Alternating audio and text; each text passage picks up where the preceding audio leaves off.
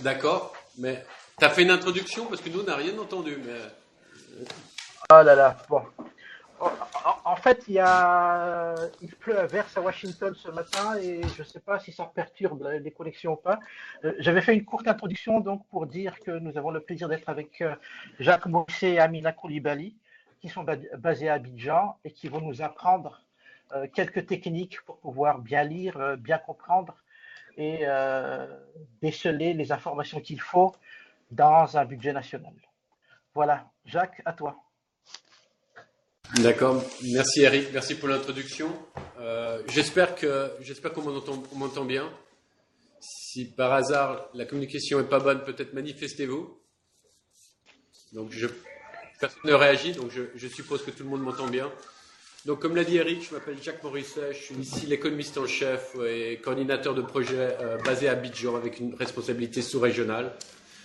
Et j'ai une assez longue expérience à la banque parce que ça fait déjà plus de 25 ans que je travaille à la Banque mondiale. Il y a quelqu'un qui devrait éteindre son micro puisqu'on entend on entend des bruits de fond. Je demanderai à la personne qui a son micro ouvert de l'éteindre. Voilà, super. Je pense que Ouais. Vas-y. non, non, j'étais en train de dire que c'était Mamadou et Latif qui ont leur micro ouvert. Mais je pense qu'ils l'ont éteint là, parce que là, tout d'un coup, il n'y a plus de bruit de fond, donc parfait. Donc je disais, ça fait plus de 25 ans que je travaille à la banque. J'ai eu le plaisir de travailler avec Eric à Madagascar. J'ai été basé en Tanzanie. Je suis maintenant à Abidjan. Et j'ai une assez longue carrière sur plein de pays, y compris en Amérique latine, en Asie. Enfin, je veux dire, je suis le prototype de la personne qui travaille à la Banque mondiale. Donc, en ayant fait beaucoup de choses, peut-être trop de choses, mais en même temps en ayant accumulé pas mal d'expérience.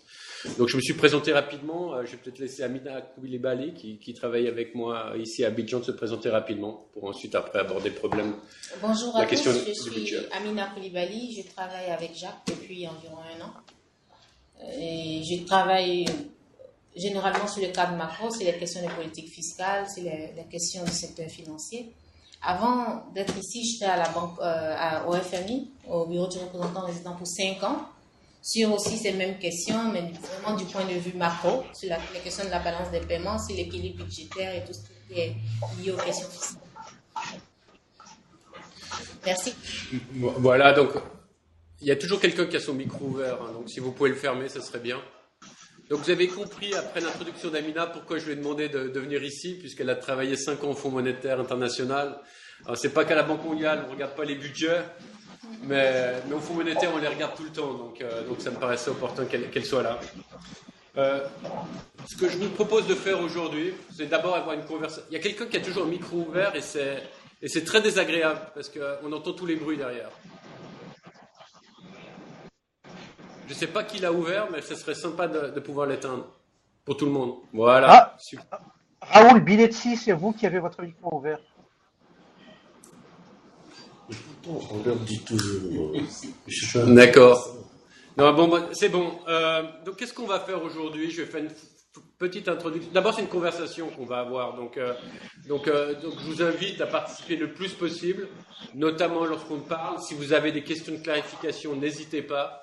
Et puis peut-être les questions de substance, vous les gardez pour la fin, puis là-dessus on pourra instaurer un dialogue. Donc on espère, j'ai compris qu'il nous reste peut-être environ 75 minutes, donc on a largement le temps de pouvoir discuter, de répondre à vos questions.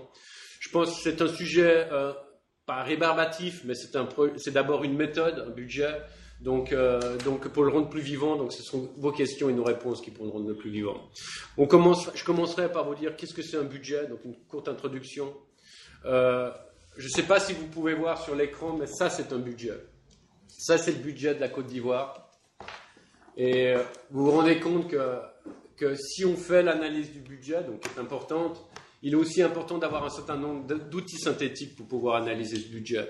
Donc ensuite, on vous parlera du premier outil synthétique qui est utilisé par le gouvernement, le Fonds monétaire et la Banque mondiale pour suivre l'évolution du budget au cours du temps et sa composition. C'est le tableau des opérations financières de l'État. C'est donc une synthèse du budget. Et quelque part, en tant que journaliste, c'est certainement une pièce maîtresse pour pouvoir... Oui. À la fois, on est interrompu par des bruits de fond et des gens qui parlent. Hein. Donc le tableau d'opérations des financières sera passé en revue. On essaiera de vous donner 2 exemples, celui du Togo et celui de la Côte d'Ivoire, et ce sera Amina qui le fera. Un budget, la troisième partie, un budget est important, non seulement. C'est très désagréable, hein, parce qu'il y a des gens qui discutent sur. Eric, tu sais qui est-ce qui est en train de parler sur. Il est carrément à la maison, quoi. Alors, c'est Latif qui a son micro ouvert. Voilà, maintenant le micro est fermé. Excellent. Oui, Jacques, tu peux y aller. Ah d'accord. Ok. Donc je disais que le budget est important lui-même. Il y a toujours quelqu'un qui a son micro ouvert. Hein. Et c'est elle. Latif, s'il vous plaît, éteignez votre micro, sinon je vais être obligé de vous enlever de la salle. Bon, je continue. Donc le budget est important lui-même, on vous expliquera pourquoi, mais il est aussi important dans un contexte, notamment pour évaluer si l'État vit au-dessus ou pas de ses moyens. Donc il est important de juger le budget par rapport à l'endettement de l'État, donc on fera ce lien. Pour ensuite, une fois qu'on a fait ce lien entre le budget et l'endettement, pour vous parler un peu d'ajustement budgétaire. Et de nouveau, on retombera sur l'exemple du Togo et de la Côte d'Ivoire pour vous montrer comment ces pays peuvent s'ajuster budgétairement, donc par rapport à l'endettement et par rapport à leurs ambitions de dépenses et de recettes fiscales. Ensuite, c'est vraiment... Je m'excuse d'interrompre chaque fois, mais c'est très désagréable d'avoir tous les bruits de fond derrière. Et notamment, c'est des bruits de fond, on dirait quelqu'un qui est à la maison en train de cuisiner ou en train de jouer avec ses enfants. Vraiment. Enfin, donc une fois qu'on a... on parlera de l'ajustement budgétaire pour ensuite conclure en examinant la composition par catégorie, par les fonctions du budget. Donc il est important de comprendre le budget en termes de soutenabilité au cours du temps, combien dépense l'État en investissement, combien il récolte de recettes, mais il est aussi important de savoir qu'est-ce qu'il fait avec son budget. Donc, est-ce que le budget est consacré à l'éducation, à la santé ou aux infrastructures? Donc, on parlera un peu de ça de nouveau avec l'exemple du Togo et de la Côte d'Ivoire. Et on posera aussi la question que parfois les intentions de l'État qui sont exprimées dans le budget voté ne sont pas toujours ce qui se réalise au cours du temps.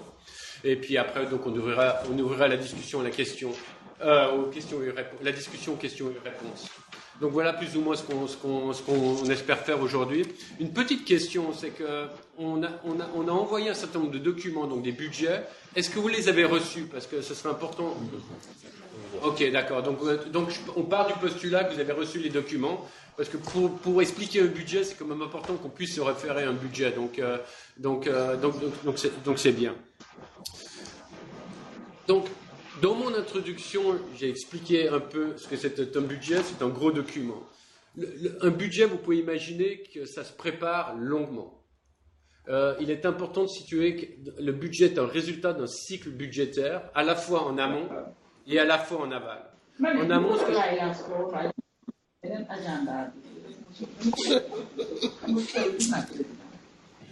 on essaie de savoir où c'est. Latif, je suis désolé, Latif, je vais vous sortir de la salle parce que c'est très désagréable d'être tout le temps, interrompu. Je suis désolé. Si vous ne pouvez pas, ou si vous ne savez pas utiliser Webex et couper votre micro, je vais être obligé de vous enlever de la salle. Non, mais il faut le faire. Faut pas être... Oui, il ne sait même pas que c'est ouvert. On dirait qu'il voilà, Jacques. Ouais, t'as coupé ou t'as fait quoi? Ouais. Oui, je l'ai enlevé et je vais continuer à enlever les autres. Donc, tu peux continuer. D'accord, t'as fait comme le ministre des Finances quand il coupe le budget. Voilà. Excellent. Bonne illustration, en fait. Des fois, il faut se montrer décisif. Non, ce que je disais, c'est qu'un budget, c'est le résultat d'un long processus. Un processus en amont qui est un processus de préparation. En fait, pour le situer dans le temps, un budget, donc dans la plupart de nos pays d'Afrique de l'Ouest, il est basé sur l'année calendrier. Donc un budget sort avant l'année, à la fin de l'année, donc généralement en décembre. Pour cela, la préparation elle commence longtemps en amont. Je dirais plus ou moins que, bon, évidemment que c'est un processus continu, mais je dirais que la première étape, c'est plus ou moins, je dirais vers le mois de juin-juillet, où le gouvernement fixe le cadre macroéconomique. Donc savoir le taux de croissance, savoir le taux d'inflation, savoir les conditions extérieures dans lesquelles va se fixer le budget. C'est donc une première étape qui est extrêmement importante. Ensuite, après, s'engage le dialogue budgétaire. Donc après, le ministère des Finances ou le ministère du Budget ou le ministère du Budget et des Finances va instaurer un dialogue budgétaire avec les différents ministères concernés. Donc là-dessus, sur des paramètres qui sont sortis du cadre macroéconomique, ces discussions s'installent. Donc le ministère des Finances va s'adresser aux différents ministères sectoriels et ensemble, ils vont définir une première mouture du budget. Bien sûr, après, un processus d'arbitrage s'opère. Et ça prend quelques mois. Pour ensuite, après, aboutir au Conseil de gouvernement, première étape d'approbation, ensuite au Conseil des ministres, et ensuite envoyé au Parlement pour approbation. Tout ce processus en amont va se prendre avant l'approbation du budget, donc avant la fin de l'année. Ensuite, le processus, une fois que le budget est approuvé et voté, il ne s'arrête pas là. Donc il faut après exécuter le budget. Donc on en parlera. Donc il y a l'exécution du budget. Et finalement, ce qui est important aussi, c'est qu'il y a un contrôle du budget. Donc il y a différents mécanismes de contrôle. Il y aura d'abord un mécanisme interne à l'intérieur de chaque gouvernement et un mécanisme externe qui est souvent la Cour des comptes. Le mécanisme interne est plus rapide, donc plus rapproché, mais plus incomplet. Et peut-être pas forcément complètement objectif puisqu'il est interne au gouvernement. Mais c'est un processus important. Et ensuite vient, mais là il y a un décalage d'1 an, 2 ans, 1 an dans le meilleur des cas, 2 ou 3 ans dans les cas, et parfois même le contrôle externe n'existe pas. Il y a un contrôle qui se fait a posteriori. Donc vous avez bien compris que c'est tout un processus. Donc maintenant, comme je l'ai dit, donc peut-être si vous avez des questions sur qu'est-ce que c'est un budget d'une manière assez générale, après on va passer, donc comme c'est difficile de comprendre un budget avec toutes ces pages, je vais passer à la synthèse du budget, une des synthèses, qui est le tableau des opérations financières de l'État. Donc si vous avez des questions sur le principe général du budget, peut-être posez-les, sinon après Amina va poursuivre en vous expliquant qu'est-ce que c'est le tableau des opérations financières. Donc je vous laisse peut-être quelques secondes pour voir s'il y a des questions d'ordre général. Sinon, je passe la parole à Amina. Les grandes lignes du budget. Peut-être parler plus fort et puis tout le monde puisse vous entendre. Voilà, j'aurais une question s'il vous plaît. D'accord. Attends, on va prendre la première question ici à Abidjan. Et ensuite, après la personne... et chaque fois que vous intervenez... Madagascar. C'est Gary Nefson de Madagascar. D'accord, donc je prends la question à Abidjan et ensuite après Madagascar, et si après d'autres personnes veulent intervenir, ainsi de suite. Présentez-vous chaque fois que vous posez la question. Mimel Franck. C'est ouvert. Mimel Franck de l'agence ivoirienne de presse. Ma question, c'est de savoir les grandes lignes, les grands axes en réalité du budget. Voilà, d'accord. Donc on répond à fur et à mesure, hein, plutôt de les prendre. Les grandes lignes, en fait, c'est une bonne question parce que je n'ai pas parlé. Les grandes lignes sont définies généralement par les stratégies nationales du gouvernement. Donc en Côte d'Ivoire, ça c'est le plan national de développement. Je pense pratiquement tous nos pays ont des plans nationaux de développement. Donc ceci fixe les grandes lignes, généralement dans une optique de 5 à 10 ans. Ensuite, pour l'État, ce qui est important, ces grandes lignes doivent se traduire aussi par un plan à plus court terme. Donc généralement, c'est le programme d'investissement public, le PIP, qui est généralement sur une base triannuelle, qui traduit en fait le plan national de développement dans un programme d'investissement triannuel, qui est souvent qui bouge au cours du temps, et ensuite après se traduit dans un budget annuel qui est le budget de l'État. Peut-être la question de Madagascar, si vous pouvez vous présenter. Oui, la question est peut-être... Il y a une question. Gary Nefson de Madagascar. La question est peut-être idiote, mais je vais la poser quand même. À quoi sert le contrôle externe du budget ? Vous avez dit tout à l'heure que ça peut prendre 2 ou 3 ans. À Madagascar, en général, en moyenne, ça prend 4-5 ans. À quoi ça sert ? Surtout est-ce qu'il y a des sanctions après ? Et souvent, si je prends toujours l'exemple de Madagascar, l'État n'en tient même pas compte. Donc, ils refont toujours les mêmes choses après dans les budgets des années après. Donc, à quoi ça sert ? Non, mais c'est une extrêmement bonne question, en fait. Donc, conceptuellement, on comprend tous que c'est important d'avoir un contrôle a posteriori. Vous voulez vérifier ce qu'a fait l'État et vous le voulez d'une manière indépendante. Donc, c'est d'où l'établissement d'une Cour des comptes. Maintenant, dans la pratique, vos questions ne sont pas du tout idiotes. Effectivement, plus vous avez un décalage, moins ça devient pertinent. Plus vous avez un décalage, plus vous avez une probabilité, bon, vous allez me dire, ça dépend des pays, que ce ne soit plus le même gouvernement en place. Donc celui qui était responsable du budget n'est peut-être plus celui qui est, au moment qu'on est jugé, il est peut-être plus là. Enfin, ça dépend des pays, il est toujours là. Mais donc, puis en fait, mais dans le pays où il est toujours là, souvent il y a encore plus de retard dans le jugement externe. Donc c'est des bonnes questions. C'est vrai qu'aussi on en parle peu et on en reviendra. C'est peut-être à mon avis une des fonctions des journalistes. Si vous regardez dans le processus budgétaire, je pense que vous, journalistes, nous, la banque, la société civile, on prête une certaine attention au budget voté. Notamment aussi le pouvoir législatif porte une attention au budget voté. Chaque député va s'assurer qu'il a une ligne budgétaire pour son district, etc. Tout ça, je pense évidemment que ça peut s'améliorer, il y a un dialogue. Mais lorsqu'on parle déjà du budget exécuté, il n'y a plus beaucoup d'attention. Et vous le verrez, on vous donnera quelques exemples. Alors des fois à juste titre, hein, les conditions peuvent changer au cours d'année, donc c'est normal que le gouvernement ne peut pas exécuter le budget qu'il a voté. Mais parfois aussi, vous savez, on promet beaucoup de choses, les choses sont assez visibles dans le budget qui est au Parlement, puis après on s'arrange d'exécuter qui sont les priorités, qui sont peut-être pas toujours celles qui sont manifestées ouvertement. Et encore plus grave, c'est qu'au niveau du contrôle, plus personne n'en parle. Je vous défie, et y compris nous la banque, hein, donc je nous mets un petit peu dans le même paquet.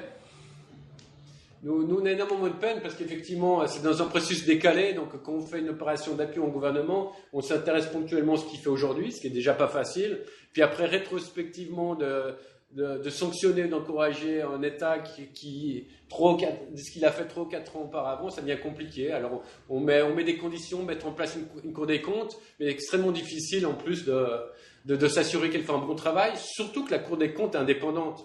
Nous, notre rapport se fait au gouvernement, alors que la Cour des comptes ne fait pas partie du gouvernement. Donc vous voyez ce que je veux dire, on peut travailler avec le gouvernement, mais on peut appuyer techniquement, mais on ne peut pas imposer des choses à la Cour des comptes qui est indépendante. Mais enfin, quelque part, c'est un appel à faire attention à ce que fait une Cour des comptes. Et je vous regarde ici en Côte d'Ivoire, enfin Amina pourra après vous le dire, la Cour des comptes fait son travail en Côte d'Ivoire et les résultats sont assez intéressants d'ailleurs. Peut-être elle pourra après vous en parler, mais personne n'en parle, nous non plus, le Fonds monétaire non plus. Et les résultats de la Cour des comptes ne sont pas les déficits ou les surplus budgétaires qui sont reportés dans le programme du Fonds monétaire ou par le gouvernement. Donc ça c'est intéressant. Donc très bonne question. Donc, est-ce qu'il y a d'autres questions? Ouagadougou a une question. Allô, Ouagadougou a une question. Oui, Allez-y. avant Ouagadougou, il y avait Niamey. Donc Niamey d'abord, Ouagadougou ensuite. Par rapport à une question aussi. Oui, en fait, je voulais savoir dans quelle mesure... Présentez-vous, s'il vous plaît. Présentez-vous, juste pour savoir. Je me présente Samira Sabou, journaliste au journal L'Enquêteur à Niamey et blogueuse et activiste. En fait, je voulais savoir dans quelle mesure est-ce qu'on peut déceler si un budget est réaliste ou non.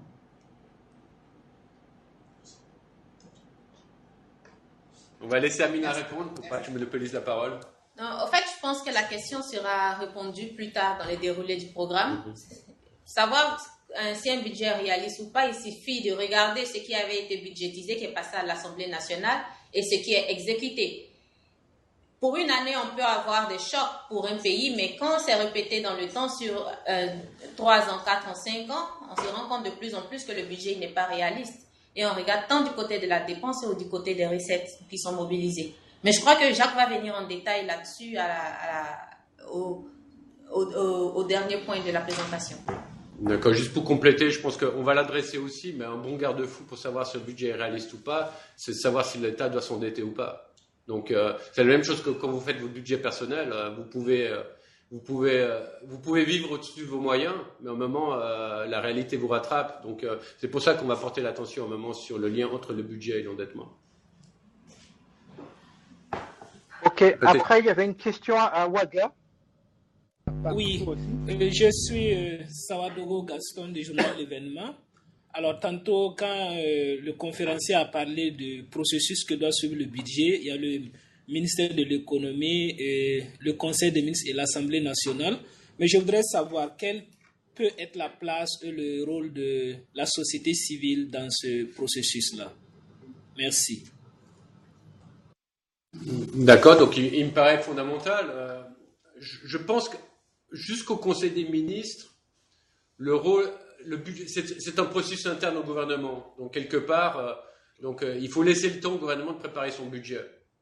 Après, une fois qu'il est envoyé au Parlement, ce budget devient public. Donc à partir de là, en principe, l'information est disponible. Donc elle est comme de plus en plus disponible. Hein. Donc elle n'est pas toujours facile à digérer, mais je pense qu'au jour d'aujourd'hui, dans la plupart des pays, on peut obtenir le budget. D'ailleurs, c'est un volet important en tant que journaliste de pouvoir traduire en termes simples un budget. Donc, pour pouvoir engager le débat. Donc, la société civile a un rôle important puisqu'elle peut influencer le vote du Parlement. Ensuite, comme je l'ai expliqué avant, quand on parle d'un devoir de vigilance après de savoir si ce qui a été voté va être exécuté et puis de savoir au niveau des contrôles, de nouveau, le rôle des journalistes et de la société civile devient important. C'est pour ça que dans de nombreux pays, encore relativement peu en Afrique de l'Ouest, mais un peu plus en Afrique de l'Est, il y a tout un effort pour appuyer le gouvernement à mettre des budgets lisibles pour le citoyen. Donc on appelle ça le budget citoyen.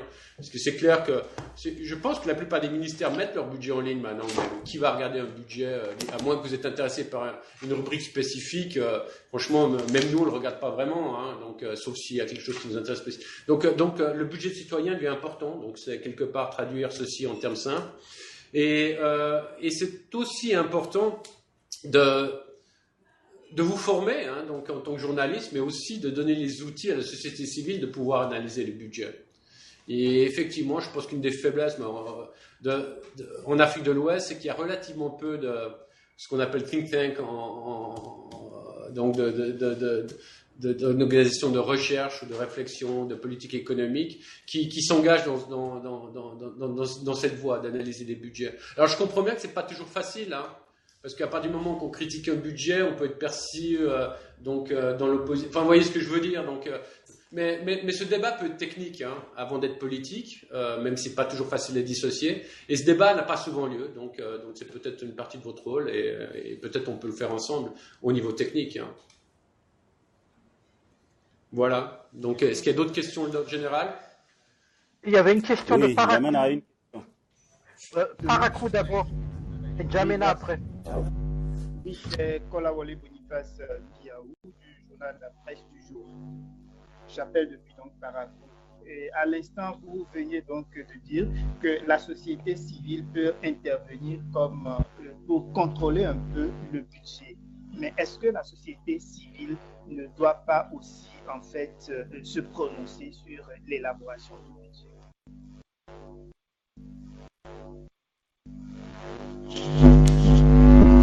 Allô? Allô? Oui. Je ne sais pas si vous m'avez suivi. Oui, je vous ai suivi. La communication n'est pas très bonne. Peut-être si vous pouvez mute et puis on va essayer de vous répondre. Alors, je pense que votre rôle sur les priorités, donc quand on parle de plan national, etc., est primordial. Donc à partir de là, en tout cas, le processus de consultation a lieu dans la plupart des pays que je connais. Donc il y a un processus de consultation où ensemble on essaye de définir, où le gouvernement essaye ensemble avec vous et les différents partenaires de définir les priorités. Après, il y a l'élaboration du budget en soi où quelque part c'est un processus technique et qui est un processus aussi d'arbitrage au sein du gouvernement. Donc là-dessus, je pense qu'il faut laisser au gouvernement la possibilité. En principe, il a été élu, donc c'est à lui qui a la responsabilité de faire ça. Mais ensuite, après, c'est à vous de juger, au moment qu'il arrive à l'Assemblée, s'il respecte ses priorités. Et deuxièmement, comme je l'ai dit avant, s'il est exécuté selon ses priorités. Et après, être sûr qu'avec un contrôle a posteriori, que les priorités ont été respectées. Donc je crois qu'il faut quand même laisser le temps au gouvernement, une fois que les priorités sont définies, à lui de procéder aux différents arbitrages pour pouvoir après juger, une fois que c'est au Parlement, le budget. Ok, une dernière question peut-être, et comme ça après... Oui, présentez-vous. Voilà, c'est Mohamed Tidjandiaï, Ziguinchor, Sénégal. Je suis de l'agence de presse sénégalaise. Je voudrais savoir, est-ce qu'il existe un budget bien ficelé du moment où on trouve souvent des lois rectificatives? Souvent, on rectifie les budgets. Aucun budget en Afrique ici n'est pas rectifiable. Pourquoi cela? Est-ce que vous pouvez nous donner des explications? Est-ce qu'il existe un budget réellement bien ficelé? Cotonou, s'il vous plaît. Oui, on prend la question de Cotonou et on va laisser ensuite Jacques répondre et on passe à la suite du programme. Alors, merci. Alors, est-ce que... Je peux y aller? Oui, Cotonou alors, et après Djamena. Est-ce que l'élaboration se fait de concert avec les partenaires au développement? Merci.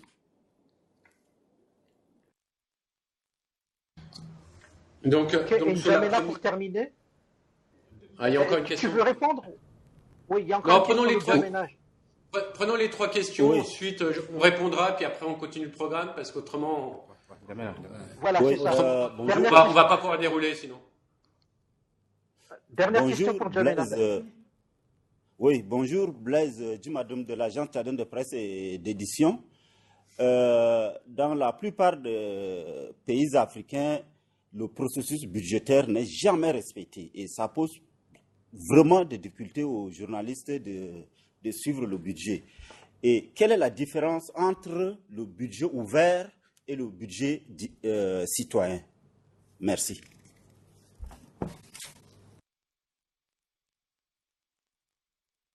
Ok, donc à nouveau des très bonnes questions. Donc effectivement, il y a souvent des lois rectificatives, hein, donc je les prends par ordre. Mais bon, premièrement, c'est un instrument qui est légal, hein, donc c'est une bonne chose. Hein, en termes de transparence, si vous modifiez un budget, c'est une bonne chose de le repréparer puis de le resoumettre à l'État. Donc c'est pas forcément négatif. Hein. C'est plutôt à mon avis un indicateur de bonne gouvernance. À partir du moment où... Après, il faut quand même pas perdre de réalité qu'on vit dans une partie du monde où il se passe beaucoup de choses, où beaucoup de nos États sont fragiles. Donc quelque part de réévaluer un budget en cours d'exécution. J'ai pas besoin de vous donner plein d'exemples, hein, mais avec les variations des prix du pétrole, les variations de certaines matières premières, les chocs internes, etc. Ça me paraît relativement légitime d'avoir des budgets qui sont réévalués au cours d'année. Donc pour moi, c'est pas forcément négatif, plutôt le contraire. Après, en ayant dit ça, souvent, il est vrai que les budgets votés tiennent pas toujours compte de la réalité. Il y a à la fois un processus politique où dans le budget voté, on essaie de satisfaire un peu tout le monde. Il est compliqué pour un président, pour un ministre des Finances, d'indiquer parfois des coupures ou des ajustements aussi ouvertement et en discuter au Parlement. Enfin, donc parfois, ils ont tendance, alors c'est fait parfois de manière relativement habile. On va prévoir une augmentation des recettes fiscales qui sont peut-être pas complètement réalistes, pas complètement non réalistes, parce qu'autrement tout le monde s'en rend compte, mais on les surestime.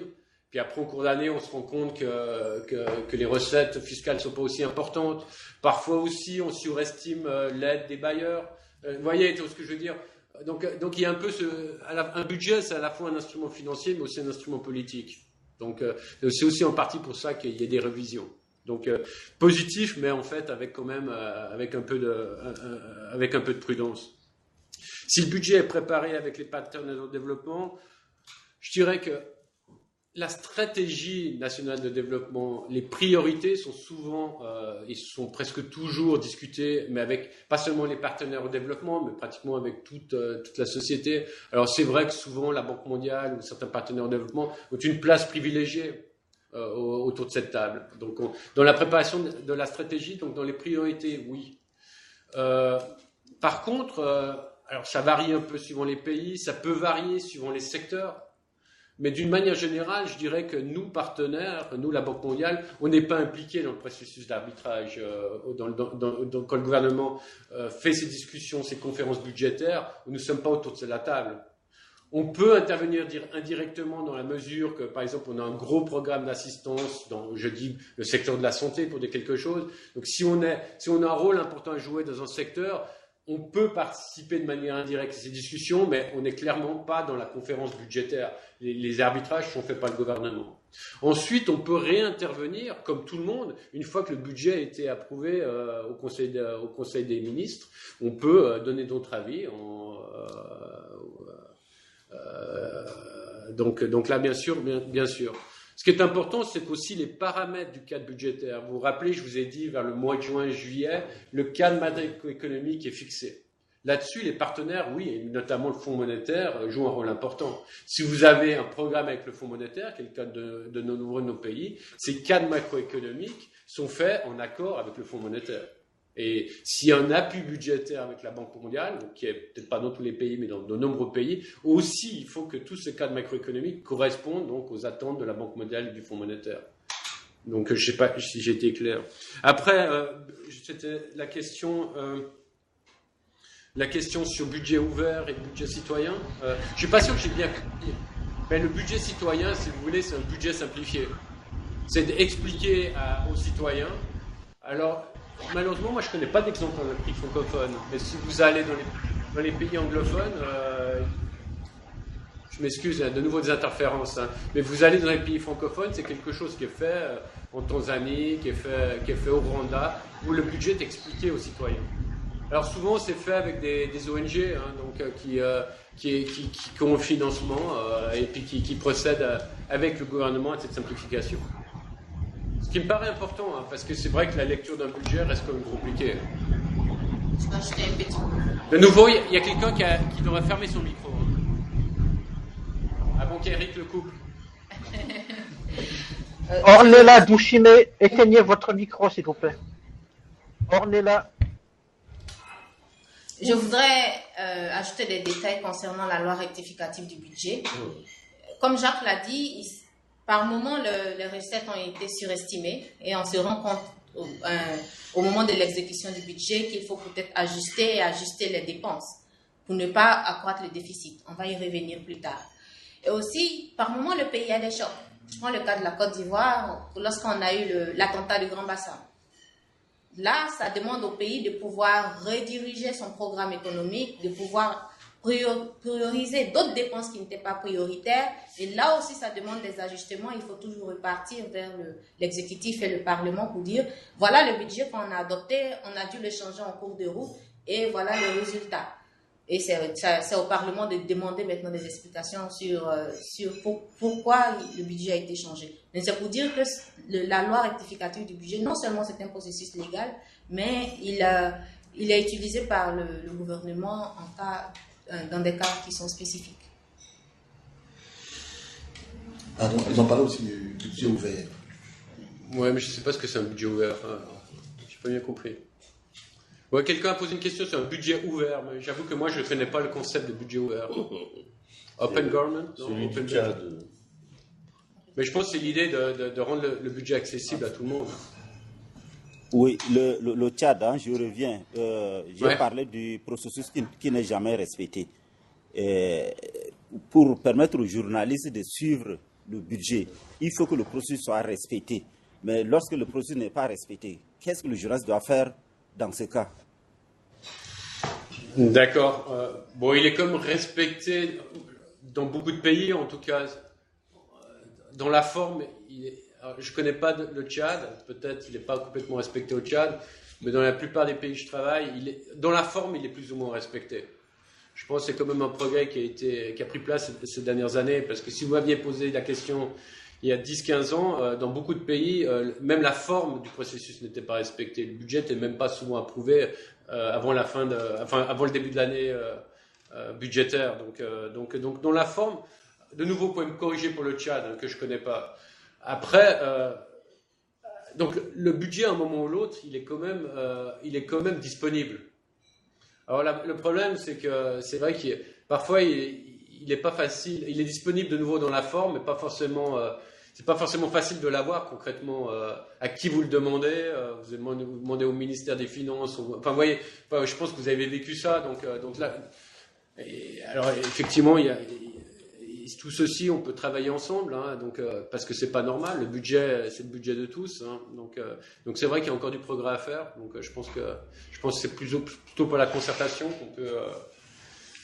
qu'on peut, mais en même temps, c'est aussi en se montrant utile. Hein, c'est pour ça. Je veux dire, on peut respecter, mais aussi on peut se montrer utile. Donc si on se montre utile, ça veut dire qu'on a une capacité d'analyser le budget, de passer certains messages. Donc je pense que quelque part à la fois c'est un peu la carotte et le bâton, donc on peut se plaindre quand le processus n'est pas respecté, mais on peut aussi avoir une carotte en montrant qu'on a une utilité dans le processus budgétaire. Et je pense que les médias ont une utilité dans le processus budgétaire.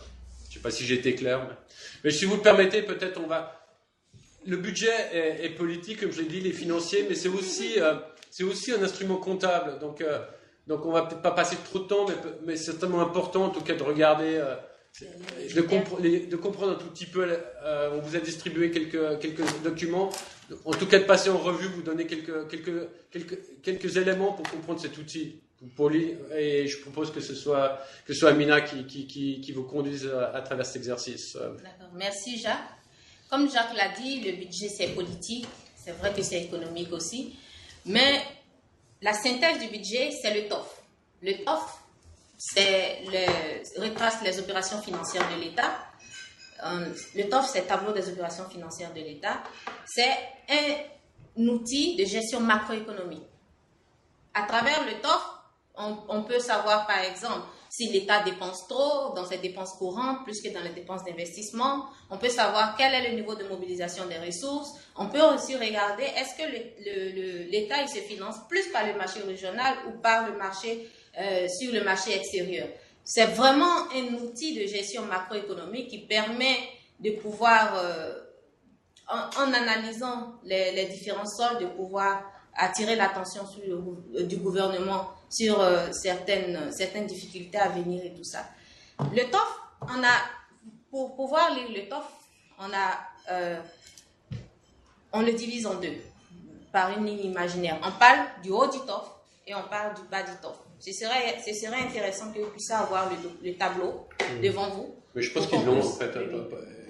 Pour qu'on puisse discuter. On a partagé deux TOF. Oui.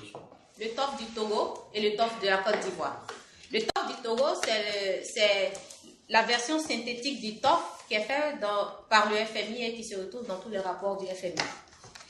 Cette version synthétique présente les deux lignes, le bas du TOF et le haut du TOF. Le haut du TOF, c'est quoi? C'est les recettes fiscales, c'est les recettes totales de l'État, ses ressources et les dépenses. Le bas du TOF, c'est le financement. On va passer un peu plus de temps sur le haut du TOF. Dans le haut du TOF, lorsqu'on prend les recettes totales, les recettes budgétaires, on a les recettes fiscales qui représentent les ressources qui sont collectées par l'État, soit par la Direction générale des impôts, soit par la Direction générale des douanes. Et là encore, on a différents types de recettes fiscales et vous pouvez peut-être poser des questions plus tard. Au niveau des recettes fiscales, on a aussi les recettes qui sont collectées par le Trésor. Et toutes ces ressources mises ensemble donnent les recettes budgétaires. En plus des recettes budgétaires de l'État, la plupart de nos États reçoivent des dons projets ou des dons programmes qui sont aussi des ressources qui proviennent des bailleurs de fonds tels que la Banque mondiale, tels que le FMI, qui, ensemble avec les recettes fiscales, constituent les recettes totales et les ressources d'un pays. Après ça, nous avons les dépenses. Les dépenses totales sont divisées en deux catégories. On a les dépenses courantes et on a les dépenses d'investissement. Dans les dépenses courantes, nous avons tout ce qui est dépenses sur les salaires, tout ce qui est dépenses du personnel et tout ce qui est dépenses du fonctionnement. Et après, nous avons les dépenses d'investissement. Dans les dépenses d'investissement, vous retrouverez les dépenses d'investissement qui sont financées sur les ressources propres de l'État et vous retrouverez aussi les dépenses qui sont financées sur les ressources extérieures de l'État. Et tout cela, lorsque vous allez voir les différentes lignes, surtout pour le cas de la Côte d'Ivoire où on a beaucoup plus de détails, vous verrez l'évolution de ces différentes composantes depuis 2017. Vous verrez dans ce tableau que nous avons les dépenses qui ont été programmées. Programmées, ça veut dire ce qui a été programmé dans le budget initial. Vous verrez après ce qui a été réalisé effectivement. Et vous verrez certaines colonnes, par exemple, comme mars 2018 et tout. Tout ça, c'est des planifications qui ont été faites par le gouvernement dans le cadre des discussions qu'il a avec le FMI. Mais comme vous le verrez, il y a toujours une différence entre ce qui est programmé et ce qui est réalisé. Mais on en reviendra. Après les dépenses d'investissement, nous avons une autre colonne qui est composée de tout ce qui est intérêt qui est payé par l'État. Il s'agit des intérêts qui sont payés sur la dette intérieure et des intérêts qui sont payés aussi sur la dette extérieure. Et la différence entre les recettes de l'État et les dépenses nous donne le solde budgétaire pour voir est-ce que le pays il est réaliste, est-ce qu'il consomme réellement ce qu'il récolte ou est-ce que le pays n'est pas réaliste, c'est-à-dire est-ce qu'il devra s'endetter pour pouvoir financer son budget. C'est là qu'il vient le lien avec l'endettement qu'on va discuter un peu plus tard. Mais aussi on a la possibilité de savoir est-ce que les ressources de l'État permettent de pouvoir financer ses dépenses primaires telles que les salaires, les dépenses du personnel, les dépenses de fonctionnement. Et c'est ce qu'on appelle le solde primaire. Le solde primaire, c'est les recettes plus les prêts nets moins les dépenses primaires. Et ce solde-là nous permet de dire l'État, il arrive à financer ses dépenses primaires.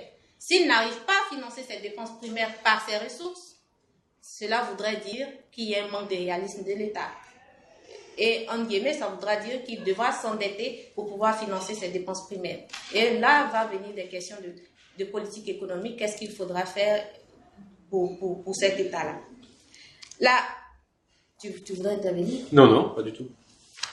La deuxième partie du budget, c'est le bas du budget.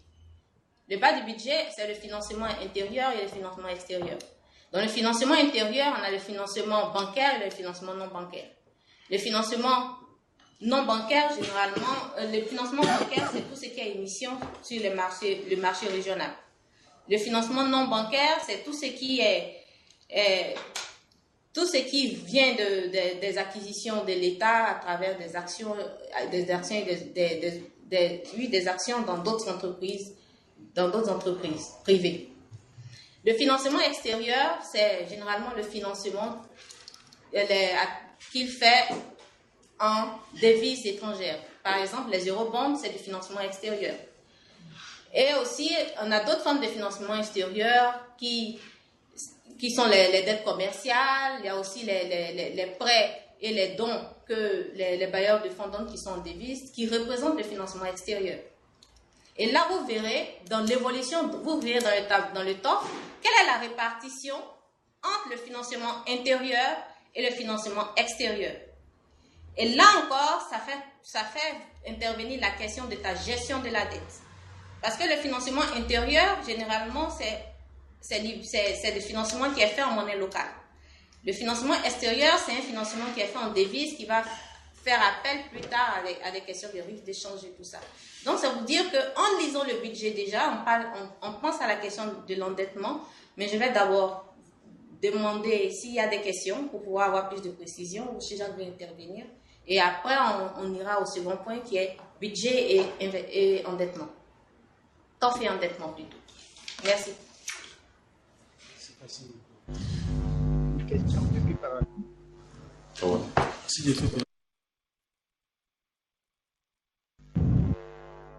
Si vous avez quelques questions de clarification, c'est le moment. Oui, une question depuis par vous. N'oubliez pas de vous présenter là, parce qu'on vous voit. Oui, Parakou, allez-y. Parakou, allez-y. Ok, merci. C'est Kolawole Boniface Biaou depuis Parakou. Quand elle exposait tout à l'heure, elle nous faisait comprendre en fait que les gouvernants dans la réalisation en fait des budgets, il se fait que donc le gouvernement peut dans la réalisation du budget. En fait, la question que je voudrais poser, c'est quand le gouvernement fait dans le budget et que cela n'est pas toujours réaliste, c'est-à-dire on constate qu'il y a plus d'endettement. Qu'est-ce que la société civile peut faire? Cotonou. Oui, Cotonou, allez-y. Ok, merci. Bonjour, moi c'est Léon Skamaï. Alors j'ai deux questions. La première, c'est de savoir quelle est la marge du financement extérieur, la marge raisonnable et acceptée du financement extérieur dans le budget? Est-ce qu'il y a un taux, un pourcentage qui est défini? La deuxième question, c'est concernant la part de la diaspora. C'est qu'il y a des pays africains où les fonds envoyés par la diaspora représentent quand même une bonne partie du PIB. Alors, cette part-là, on la classe où? On la classe dans le financement intérieur ou dans le financement extérieur? Merci. Kolda a une question. Ouagadougou, je peux? Kolda a une question. Attendez, parce que... Ouagadougou. On peut prendre encore une question, on répondra aux 3 questions, puis après on prendra d'autres. D'accord? Ouagadougou, allez-y. Ok, merci. Je suis Balkissa Sawadogo, journaliste à Écho d'Afrique. Madame a parlé d'investissement bancaire. Je veux parler notamment des banques d'obligations, par exemple. À quel moment ceci est perceptible dans le budget? À quel niveau, je veux dire? Ces investissements-là sont perceptibles dans le budget. Ok, bon, je pense que Jacques et Amina pouvaient répondre à cette première série, mais je voudrais attirer votre attention que le nombre de questions que vous prenez entre-temps risque d'empiéter sur le temps que vous aurez pour le reste de la présentation. Donc moi, je suggérerais que les questions soient groupées à la fin pour qu'on s'assure qu'on termine au moins la présentation. Jacques, Amina, à vous. Effectivement, d'ailleurs, après, on va illustrer un tout petit peu ce que raconte Amina en termes d'instruments avec l'ajustement budgétaire au Togo et vous comprenez un petit peu comment on peut interpréter, puis quel peut être votre rôle. Il y a quelques questions donc, très techniques et Amina va y répondre. D'accord. Il y a quelqu'un qui devrait mute son micro. La première question, il s'agissait de savoir quel est le rôle de la société civile face à l'endettement de l'État à travers son budget. Je crois que là, on va peut-être parler de la question de l'endettement. La question de l'endettement en elle-même n'est pas mauvaise. Mais il s'agit de savoir, on s'endette pour pouvoir faire des investissements productifs ou on s'endette pour consommer. C'est pour cela que j'ai dit, lorsqu'on prend le solde primaire de base, le solde primaire, on se demande est-ce que les ressources de l'État permettent de pouvoir financer ces dépenses de base, ces dépenses primaires. Si oui, et que l'endettement est fait pour pouvoir faire ces dépenses d'investissement, et on s'assure aussi, pour la société civile, il s'agirait de s'assurer que ces investissements sont des investissements productifs, ces investissements sont faits dans des domaines prioritaires pour le pays.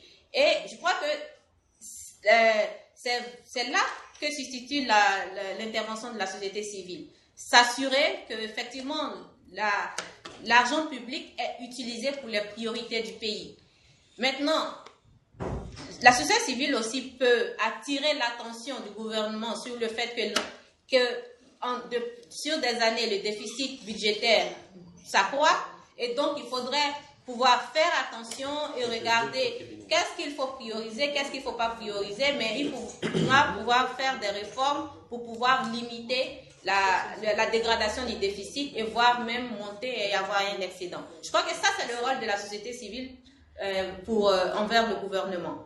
La deuxième des choses, c'est la marge raisonnable acceptée entre financement intérieur et financement extérieur.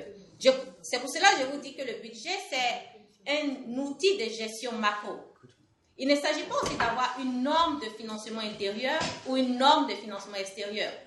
L'idée, c'est de savoir quelle est la meilleure gestion de la dette que vous faites. Je prends le cas de l'UEMOA. Aujourd'hui, en 2016, dans le plan national de développement, le gouvernement avait voulu faire plus de financement intérieur et 70% financement intérieur, 30% financement extérieur pour financer son budget. Mais la réalité, c'est que depuis décembre 2016, la BCEAO a changé sa politique monétaire de sorte qu'il est plus difficile de se financer sur le marché intérieur, le marché régional qui n'est pas profond. Et étant donné que c'est difficile et que tous les pays ont des besoins de financement, le taux d'intérêt il s'élève. Et on a des taux d'intérêt aujourd'hui qui vont jusqu'à 8%. Pour un État, lorsqu'on le regarde, on regarde le TOF et on dit, OK, si il est plus cher de se financer de façon régionale, je regarde du côté extérieur s'il est il est moins cher de se financer à l'international. Et c'est ce que la Côte d'Ivoire a fait. Et la Côte d'Ivoire a changé sa stratégie d'endettement en disant maintenant, ce n'est plus du 60-70 financement intérieur, financement extérieur, mais c'est le contraire, étant donné que c'est plus moins cher de se financer sur le marché extérieur que sur le marché intérieur. C'est vraiment une stratégie politique, mais qui est propre au pays selon les circonstances et selon la conjoncture nationale et internationale. Il n'y a pas vraiment de normes. Mais ce que nous, en tant que bailleurs de fonds, on fait, c'est de dire au gouvernement, faites attention lorsque vous vous endettez à l'international, le financement extérieur, faites le max. On conseille au gouvernement d'avoir le maximum de dettes concessionnelles et moins de dettes commerciales pour éviter aussi ces questions liées au risque d'augmentation au niveau du taux d'intérêt et tout ça. Donc, c'est vraiment ce qu'on demande, on tire l'attention du gouvernement sur ces risques-là. Mais il ne s'agit pas réellement d'une norme en termes de financement intérieur et en termes de financement extérieur. Le dernier point, c'est que pour des pays qui sont sous programme avec le FMI et qui sont sous programme avec le FMI et qui sont à risque modéré ou risque élevé au niveau de leur endettement, il y a un volume, ce qu'on appelle une fenêtre d'endettement extérieur qui est discutée avec le FMI, mais c'est disponible dans la plupart des rapports, donc vous pouvez aller voir pour la Côte d'Ivoire, pour le Togo, etc. Jacques? D'accord, je m'excuse, j'ai dû... D'ailleurs, c'est pas un rendez-vous avec le ministre des Finances, donc, mais c'est pas ce budget. D'accord, donc je vais pas rajouter puisque j'ai pas écouté vraiment tes réponses, je m'excuse. J'ai dû m'absenter, je m'excuse pour ceux qui n'étaient pas là. Bon, le dernier point, c'est plus sur comment on appelle les obligations? Non, remittances. Sur les... sur la diaspora. La contribution. Mais la réponse est très simple. Les diasporas n'envoient pas de l'argent au gouvernement, non? Donc, c'est pas dans le budget de l'État. Moi, je dirais plutôt c'est le compta, c'est les gens du gouvernement qui envoient de l'argent ailleurs. donc, sérieusement, non, c'est pas dans le budget de l'État. C'est dans la comptabilité nationale ou dans la balance des paiements, effectivement, l'argent envoyé par les expatriés, par les diasporas est importante. Et souvent, pour certains pays comme le Sénégal ou d'autres pays, c'est plus important ou le Bénin, c'est plus important que l'aide internationale. Donc, c'est dans la balance des paiements et après dans les comptes nationaux, mais pas dans le budget de l'État. Je pense qu'on a répondu, non? Peut-être comme Eric l'a suggéré, on va enchaîner donc avec le lien avec l'endettement. D'accord. Et après, j'illustrerai avec l'exemple, si vous permettez. Après, j'illustrerai peut-être comment on peut utiliser le budget. On va répondre à ta question. Non, c'est quelle question? La dernière question. Les obligations, oui. Les obligations. Ah oui. Les obligations, on les retrouve en dessous de la ligne, au niveau du financement bancaire. Vous verrez, il y a plusieurs lignes. Si vous avez le top pour la Côte d'Ivoire, vous verrez la ligne sur les obligations du Trésor. Regardez, il y a une ligne obligation du Trésor, souscription, amortissement. C'est là que se retrouve tout ce qui est obligation. Donc, si vous voulez regarder l'évolution des obligations et des émissions sur le marché régional, c'est là qu'il faut regarder. C'est bon? Très bien. Je vais t'expliquer pourquoi c'est moins, pourquoi c'est plus. Ah, c'est ce que je n'ai pas suivi. Non, il y a ça là. Non, mais pourquoi c'est plus ou moins le financement? Oui, quand c'est moins, c'est... Non, parce que en fait, ce qui est dessous la ligne, de manière agrégée, c'est présenté net. Donc c'est à la fois les emprunts que vous faites et les amortissements. Quand c'est positif, c'est que vous avez emprunté plus que ce que vous avez amorti. Quand c'est négatif, c'est que vous avez emprunté moins par rapport à vos amortissements. Vous avez remboursé plus que ce que vous avez emprunté. Donc c'est simplement ça. Donc en fait, quand c'est négatif, c'est une source de financement négatif puisque vous avez remboursé. D'accord ? D'accord. Le troisième point, c'est quel est le lien entre l'endettement et le taux. Bon, je dirais entre l'endettement et la politique fiscale. Dans le document qu'on vous a partagé sur l'analyse de viabilité de la dette, vous verrez plusieurs variables qui sortent du TOF. Vous verrez par exemple les recettes fiscales, vous verrez les dons, vous verrez aussi les dépenses primaires, vous verrez le solde primaire. C'est là, lorsqu'on prend l'endettement pour un pays, ce qui est important, c'est d'abord le service de la dette. Est-ce que le pays est capable de rembourser sa dette? Comment est-ce qu'on sait que le pays est capable de rembourser sa dette? On regarde l'évolution de ses ressources, de ses recettes fiscales. Et là, la mobilisation des recettes fiscales est très importante pour la gestion de la dette. La deuxième chose qu'on regarde aussi, c'est la composition de la dette. La dette interne et dette externe. Et même dans la dette externe, on regarde est-ce que c'est une dette concessionnelle, c'est une dette semi-concessionnelle, c'est une dette commerciale, etc. Mais là, on parle aujourd'hui de quoi? On parle du financement. Lorsqu'on commence à regarder la composition de la dette d'un pays, on regarde maintenant la question du financement. Et selon l'évolution et selon la composition de sa dette, le pays peut prendre des décisions en matière de financement. J'ai pris le cas de la Côte d'Ivoire qui avait décidé en termes de stratégie de dire que nous allons faire plus d'endettement régional que d'endettement que de financement extérieur. Et là, tout découle aussi de l'analyse de viabilité des dettes puisqu'elle permet aussi de réorienter la politique d'endettement du pays et avoir aussi des incidences sur sa politique fiscale. La troisième variable qui se trouve dans notre tableau, c'est le solde primaire de base. Le solde primaire ou le solde primaire de base, ça dépend des pays. Cela voudrait dire que dans l'analyse de viabilité de la dette, on tient compte du fait que est-ce que l'État arrive à financer ses dépenses primaires?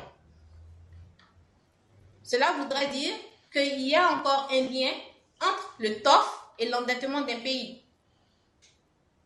Et comme Jacques le disait en tout début, ça permet de savoir si le budget est réaliste. Parce que lorsque le solde d'endettement il évolue, il augmente au fil du temps, cela voudrait dire que le déficit aussi d'un pays évolue au fil du temps. Cela voudrait dire qu'on a un budget qui n'est pas réaliste, c'est-à-dire qu'on consomme plus, on dépense plus qu'on ne collecte en termes de ressources fiscales. Et là aussi, ça renseigne sur plus le déficit augmente, plus le stock de la dette s'agrandit. Et comme vous le verrez, il y a un lien direct entre l'augmentation du déficit et l'endettement d'un pays. Si tu as des choses à ajouter ou s'il y a des questions. Non, peut-être si vous le permettez, je vais enchaîner avec l'exemple du Togo, ce qui s'est passé ces dernières années, notamment en 2016 au Togo.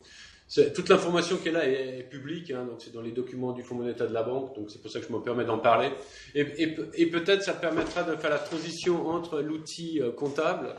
Je comprends bien que c'est pas facile d'absorber toutes ces définitions qu'Amina, qui sont, mais c'est comme un alphabet, hein, donc pour pouvoir écrire, il faut apprendre l'alphabet, puis après faire les phrases. Donc en peu de temps, c'est difficile d'absorber tout l'alphabet, mais peut-être pour vous motiver, je vous donne l'exemple du Togo. Donc peut-être ayez devant les yeux la table des opérations financières du Togo là qu'on vous a envoyé. Mais pour vous dire, donc revenons pratiquement 2 ans en arrière, on est en 2016 au Togo. Donc pour ceux qui ne connaissent pas, au Togo en 2016, une grave crise budgétaire. En fait, on se retrouve avec un pays qui a un déficit qui approche les 10% du PIB, donc 10%, c'est énorme. Une dette qui est une dette interne et externe, surtout interne, qui a augmenté de manière disproportionnée, qui atteint pratiquement 80-90% du PIB. Ce qui explique que pratiquement que pour chaque revenu de l'État, 50% est consacré au service de la dette. Et tout ça était une conséquence en fait d'un État qui a voulu vivre au-dessus de ses moyens. Et vous le constatez si vous prenez le tableau du Togo. Et bon, c'est en anglais malheureusement, mais si vous allez sur Public Investment, qui est investissement public, vous constatez qu'en 2014-2015, vous avez une forte augmentation des investissements publics. Donc le Togo décide d'investir dans les routes, dans plein de choses certainement justifiées. Mais clairement, il dépense beaucoup. En contrepartie, vous voyez que les recettes de l'État, donc vous allez tout en haut, elles augmentent, mais pas aussi vite que les dépenses en investissement. L'État, qu'est-ce qu'il doit faire? Il a emprunté. Et il a emprunté, comme vous, même si d'un coup vous dépensez plus que ce que vous gagnez, à un moment, le système peut exploser. En 2016, le système explose. Alors pourquoi il a explosé, vous allez me dire parce qu'en fait, tout ça, on s'est rendu compte quand la crise explose. C'est certainement pas facile au jour le jour, ou même au mois, de connaître tous ces chiffres. En fait, ce qui s'est passé au Togo, c'est qu'ils ont utilisé des mécanismes de financement qui étaient hors budget. C'est-à-dire qu'ils ont emprunté au marché financier domestique, mais à part ceux qui faisaient la transaction, ce n'était pas reporté dans le budget. Donc, si vous étiez de l'extérieur, ou même à l'intérieur du pays, si ce n'est pas dans le budget, vous ne le voyez pas, sauf si on vous dit la transaction. Alors, une transaction, ça va, 2 transactions, ça va, mais ils en ont accumulé beaucoup. Donc, le fait est qu'à un moment ou l'autre, mais c'est pas parce que vous le cachez qu'à un moment, vous ne devez pas rembourser. Non. Et à un moment, ils se sont retrouvés qu'ils devaient rembourser beaucoup, et pratiquement chaque revenu collecté dans le système domestique de fiscalité, la moitié était consacrée au remboursement de la dette. C'est pas soutenable. Donc, on s'est retrouvés là. Donc, on se retrouve là. Donc, ça, c'est la réalité. Donc, d'ailleurs, ça a eu plusieurs répercussions, je dirais même politiques, puisque le ministre des Finances est parti à cette époque, etc. Là-dessus, aussi, il faut se rappeler que le Togo n'était pas sous programme avec le Fonds monétaire. Donc, on peut critiquer le Fonds monétaire, mais enfin, le fait est que le Fonds monétaire, s'il y avait un programme, ils auraient certainement posé plein de questions au gouvernement et c'était un peu plus visible. Mais arrive cette crise budgétaire, donc le gouvernement doit faire quelque chose. Là-dessus, se tourne vers le Fonds monétaire et la Banque mondiale. Alors, il faut bien comprendre qu'on vient à notre corps défendant. C'est pas que tout va bien et puis qu'on dit à la Banque mondiale et au Fonds monétaire faites que les choses aillent encore mieux. Non, les choses allaient mal et puis on est un petit peu le financier de dernier recours dans ce cas-là. Dans un contexte qui est tout sauf facile politiquement et donc qu'est-ce qui se passe là-dessus? Donc c'est là-dessus que le TOF alors donc on comprend en lisant le TOF la détérioration des finances publiques, un État qui vit au-dessus de ses moyens. Et on comprend aussi en lisant à partir de 2007, et ainsi de suite, on comprend l'ajustement qui est en train de prendre place au Togo. Alors, comment cet ajustement prend place? Si vous prenez, alors c'est en anglais, mais vous voyez overbalance. Le overbalance, il y a différentes mesures, mais clairement, c'est le déficit budgétaire.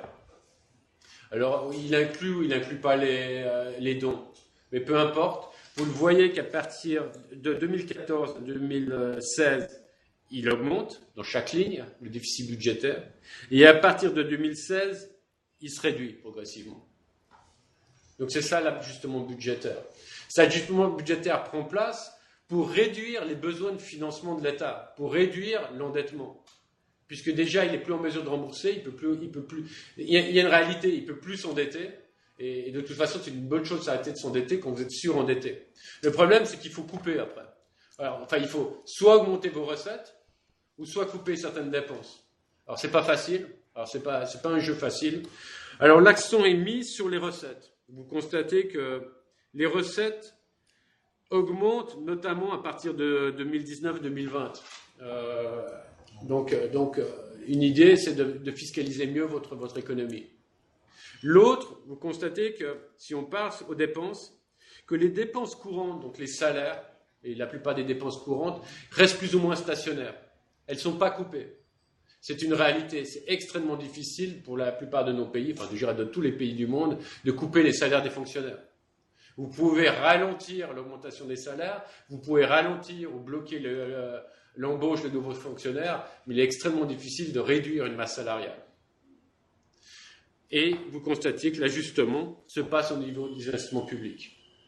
Alors, c'est souvent l'unique manière qu'un État peut s'ajuster, c'est de couper les investissements publics. Là-dessus, il y a un côté négatif. Le côté négatif, c'est que vous avez besoin d'investissements publics pour croître. Il faut des routes, il faut des ports, il faut des écoles, et ainsi de suite. Donc, si vous coupez ça, vous avez un problème à moyen terme. C'est que si vous arrêtez de construire toute cette infrastructure ou délivrer ces biens sociaux, vous allez finalement nuire à la croissance et au développement du pays. Donc ça, c'est le premier cas négatif. Mais en même temps, il faut nuancer. Lorsque le Togo a multiplié ses investissements publics en 2014, 2015, 2016, premièrement, il a constitué un stock de capital. Donc c'est vrai que si vous allez au Togo, vous constatez qu'il y a pas mal de nouvelles routes. Mais il y a aussi eu beaucoup de gaspillage. il y a beaucoup de projets qui ont, justement parce qu'ils étaient hors budget, qui ne respectaient pas les règles. Donc, parfois, couper a du bon. On coupe pas seulement des bons projets, on coupe aussi des mauvais projets. Donc, qu'est-ce que je veux dire, c'est que il suffit pas de dépenser parfois plus, mais il faut surtout dépenser mieux. Et souvent, de dépenser mieux, c'est la même chose pour vous. On dépense mieux, on fait attention qu'on est obligé de le faire. Quand tout va bien, on ne fait pas attention, on va aller boire un verre, on coupe pas. Par contre, quand il s'agit de couper l'école de ses enfants, on fait attention. Donc c'est un petit peu la même chose, la logique. Donc ce que j'ai voulu faire un peu sommairement, parce que c'est un peu plus compliqué que je l'ai fait en 5 minutes, c'est pour vous montrer que la lecture d'un budget, notamment d'une opération financière, peut vous aider à comprendre pourquoi un État doit s'ajuster ou pas s'ajuster, et surtout comment il doit le faire ou comment il ne doit pas le faire. Donc j'arrête ici, peut-être pour vous ouvrir les questions par rapport à l'ajustement budgétaire, le lien avec l'endettement, mais c'est surtout pour vous montrer que c'est foncièrement utile pour comprendre la marche d'une économie, et notamment la marche d'un gouvernement dans la gestion d'une économie. Donc peut-être j'ouvre avant de finir par le dernier point qui sera la lecture du budget non plus par catégorie de dépenses, donc salaire, investissement, mais par fonction, donc éducation, infrastructure. Avant de passer avec cette nouvelle grille de lecture, peut-être je propose d'ouvrir aux questions que vous pouvez avoir. Cotonou. Jamena a une question. Cotonou. Ok, Cotonou d'abord, Jamena ensuite. Alors, je vous remercie. Moi, c'est Casimir Pedjo, je suis journaliste spécialiste des questions en économie. Alors, vous venez de dire que le Togo ne va plus n'a plus la possibilité de s'endetter. J'ai un document là de l'agence du mois titre qui dit que demain, 18 mai 2018, le Togo va sur le marché financier de la sous-région à Dakar pour rechercher 20 milliards de francs CFA à un taux d'intérêt de 6%. La question est la suivante. Est-ce à dire que le Togo échappe à votre système de contrôle et faufile entre les lignes? La deuxième question, c'est par rapport aux documents, au TOF des différents pays. Dites-nous, est-ce qu'il y a une plateforme au niveau de la Banque mondiale où nous pouvons disposer donc de ces documents-là en temps réel, même après la formation? Merci beaucoup. Je suis Arotondi Vital de Éducation. J'enchaîne après mon collègue. Et dans le document TOF du Togo, j'ai pu constater que la dette intérieure est de plus en plus élevée. Et je voudrais savoir, comparativement à la dette extérieure, je voudrais savoir si les prestataires de l'État, c'est lorsqu'ils ne sont pas payés que la dette intérieure est levée, et comment est-ce que l'économie peut tourner alors et ça fonctionne comme cela. Parce qu'à Abidjan aussi, j'ai remarqué pour 2017, c'est quand même assez élevé comparativement à la dette extérieure. Pourquoi est-ce que les États choisissent de ne pas payer les prestataires intérieurs et de s'occuper de l'extérieur? Merci. Et la toute dernière question. Allô? Oui, la toute dernière question. Allez-y. Oui, comment comprendre que des techniciens, sinon des cadres chevronnés comme M. Jacques Morisset, qui prennent part à la Banque mondiale ou le FMI, une fois de retour chez eux pour appliquer la marche d'une économie ou le fonctionnement d'un budget, c'est des réalités parfois surendettent leur pays. Voilà. Ok, Eric, si tu peux prendre les questions, parce qu'il y en a 4 de suite. Et puis après, peut-être on se tournera vers un autre pays. Je vois que le débat est lancé. Ponctuellement, premièrement, ça me fait plaisir parce que je vois que vous avez regardé de manière attentive le TOF du Togo. Et puis quelque part, il y a eu un travail de préparation, donc c'est vraiment super. Non, pour répondre, quand je dis qu'il faut baisser l'endettement du Togo, ça ne veut pas dire que le Togo ne peut pas endetter sur la période. Ce que je veux dire, ce qu'on a parlé, c'est j'essaie de trouver mes mots, mais là on parle d'une dette à court terme pour le Togo. Donc on veut que le stock de dette diminue. Donc l'endettement du Togo doit diminuer. Donc pour cela, ça ne veut pas dire que pendant la période, vous avez un certain nombre d'obligations du Togo à court terme qui arrivent à échéance. Donc le stock de dette diminue. D'accord ?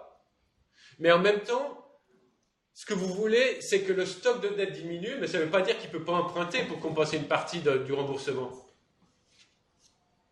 Si j'ai 10 qui arrivent à échéance aujourd'hui, je diminue de 10 mon stock de dette. Ça ne veut pas dire que je ne peux pas emprunter de 5 et puis que finalement mon stock de dette diminue de 5. Donc c'est ce qui se passe avec le Togo. C'est qu'on n'est pas en train de leur dire vous ne pouvez pas vous ajuster brutalement toute votre dette qui est amortie à court terme. C'est qu'il y a quand même une marge de manœuvre pour pouvoir aller de manière progressive. Donc c'est ce qui est en train de se passer.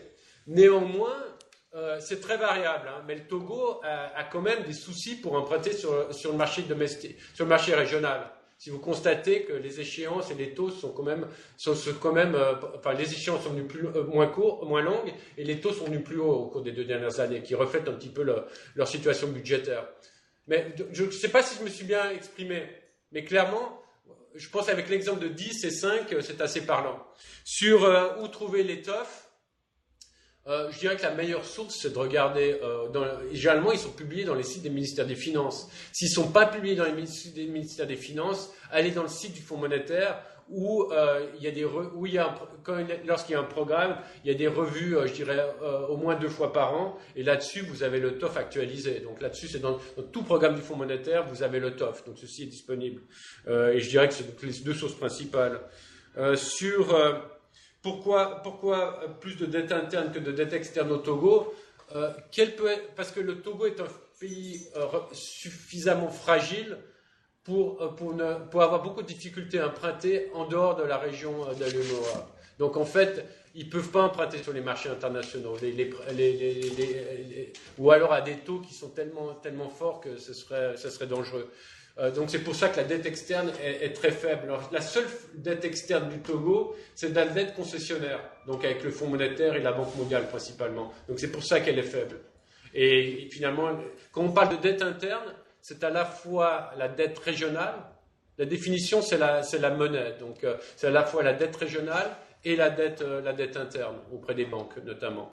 Les arriérés, c'est une bonne question. En fait, elle n'est pas dans la dette interne. Il y a une rubrique qui est marquée arriérés. Mais en fait, c'est quelque chose qui est extrêmement important parce que vous pouvez financer votre déficit avec une dette, mais aussi avec une dette involontaire. Une dette involontaire, ou une dette forcée, c'est les arriérés. La dette, c'est une transaction entre un emprunteur et puis un prêteur. Un arriéré, c'est pas une transaction. C'est que vous forcez quelqu'un à accepter de ne pas être payé. Donc c'est les arriérés. Et souvent c'est qu'un mécanisme qui est utilisé par les États qui sont au bord de la faillite. Donc c'est apparu que effectivement le Togo, alors c'est parti de la faillite de 2016, c'est que une des manières pourquoi ça a explosé, c'est en partie parce que les arriérés étaient immenses et ils pouvaient plus payer ces arriérés. Est-ce que j'ai loupé une question ou Ah oui, la dernière. J'ai pas très bien compris la question en fait. Peut-être vous pouvez la répéter, mais on fait tous de notre mieux. Allô, Cotonou. Allez-y. Oui, allez-y. Ouais. Alors, je disais que vous avez l'honneur Jacques Bocon. Et la question, c'est de savoir comment comprendre que des cadres rompus comme vous, qui prennent part les institutions de Bretton Woods, dans la Banque mondiale, le FMI, une fois chez eux, s'écartent de la réalité, c'est-à-dire de la marche de l'économie ou du fonctionnement d'un budget et surendettent parfois leur pays. Je ne sais pas si je me fais comprendre cette fois-ci. Ah, vous voulez dire, moi je suis suisse, alors c'est peut-être pas le meilleur exemple. Si j'étais grec, peut-être.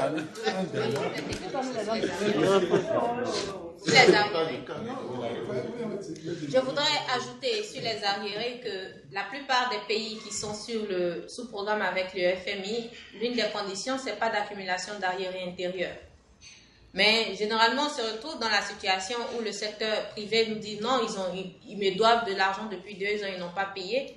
Et là, il faut rentrer dans la définition de l'arriéré du pays. Pour la plupart de nos pays, on appelle arriéré une dépense qui a été ordonnancée et qui n'a pas été payée après 90 jours. Donc, à ce titre-là, tant que ce n'est pas dans cette modalité, il n'y a pas d'arriéré.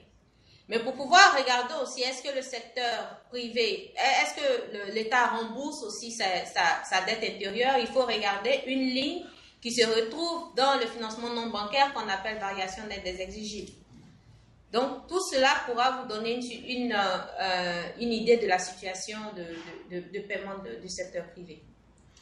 Peut-être on va prendre une nouvelle série de questions parce que le temps passe. Si vous le permettez, on va prendre une question de Côte d'Ivoire parce que ça fait plusieurs moments. Déjà la dernière fois, je n'ai pas pris les questions. Donc on va peut-être prendre la Côte d'Ivoire puis après on se tourne vers N'Djamena. Oui, Côte d'Ivoire. Allez-y, Côte d'Ivoire. Oui, Mémel Fond de l'agence ivoirienne de presse. Ma question, c'est sur le taux de la dette. Normalement, il y a un feu rouge, il y a un voyant rouge qui doit clignoter quand le taux est élevé. L'UEMOA, je crois, est à 70%. Côte d'Ivoire a un taux d'endettement de moins de 45%. Quelle est la marge qui est définie par le FMI ou la Banque mondiale? Je veux savoir si les dettes ivoiriennes ou de l'Afrique sont constitutionnelles ou commerciales en majorité. Voilà, ça c'est une question qui vient. D'accord. Merci. Ouais. On va peut-être prendre la deuxième question. On prend toute la Côte d'Ivoire. Puis après... Il y a une question du Togo. Kinshasa. On va prendre par pays. N'Djamena. D'abord la Côte d'Ivoire, après on ira vers Kinshasa. D'accord. Du journal Notre Voix. Est-ce que ce n'est pas dangereux pour un pays de ne pas payer sa dette locale? Est-ce que le fait de ne pas payer cette dette locale-là ne met pas en danger l'économie, je vais dire les petites et moyennes entreprises, l'industrie locale du pays? Parce que finalement, c'est celle-là qui va faire un peu le budget. Vous pouvez éteindre votre micro, ce serait bien, parce qu'il y a beaucoup d'interférences à nouveau. Parce que je disais que c'est en payant la dette locale, c'est ce qui fera que l'économie locale, donc les recettes locales vont augmenter et vont faire que le pays va dépendre moins de l'extérieur. Alors, est-ce que le fait de voir dans nos budgets que la dette locale n'est pas de plus en plus payée, c'est pas un mauvais signe?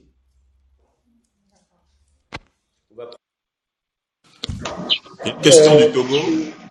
Alors, on va prendre d'abord la dernière de Côte d'Ivoire, on va répondre à Côte d'Ivoire, puis après on passe à un autre pays. Oui, je suis Emeline Amangwa du journal Fraternité Matin.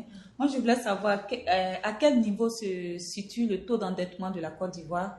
Est-ce que c'est un taux modéré, élevé? Qu'en est-il? D'accord. D'accord, merci. Lomé a une question. Attendez, on va répondre aux questions de la Côte d'Ivoire, puis après on passe à Lomé. D'accord. Au niveau du taux d'endettement, la norme régionale dans l'UEMOA, c'est 70%. C'est une norme. Ça ne veut pas dire qu'il faut s'endetter jusqu'à 70%. Et comme je l'ai dit tantôt, ce qui importe aussi, c'est le service de la dette. Combien coûte le service de la dette dans le budget? Si ton service de la dette, comme dans le cas du Togo, représente 30 à 40% de ton budget, là, il y a des problèmes. Donc, c'est des choses qu'on regarde, le service de la dette.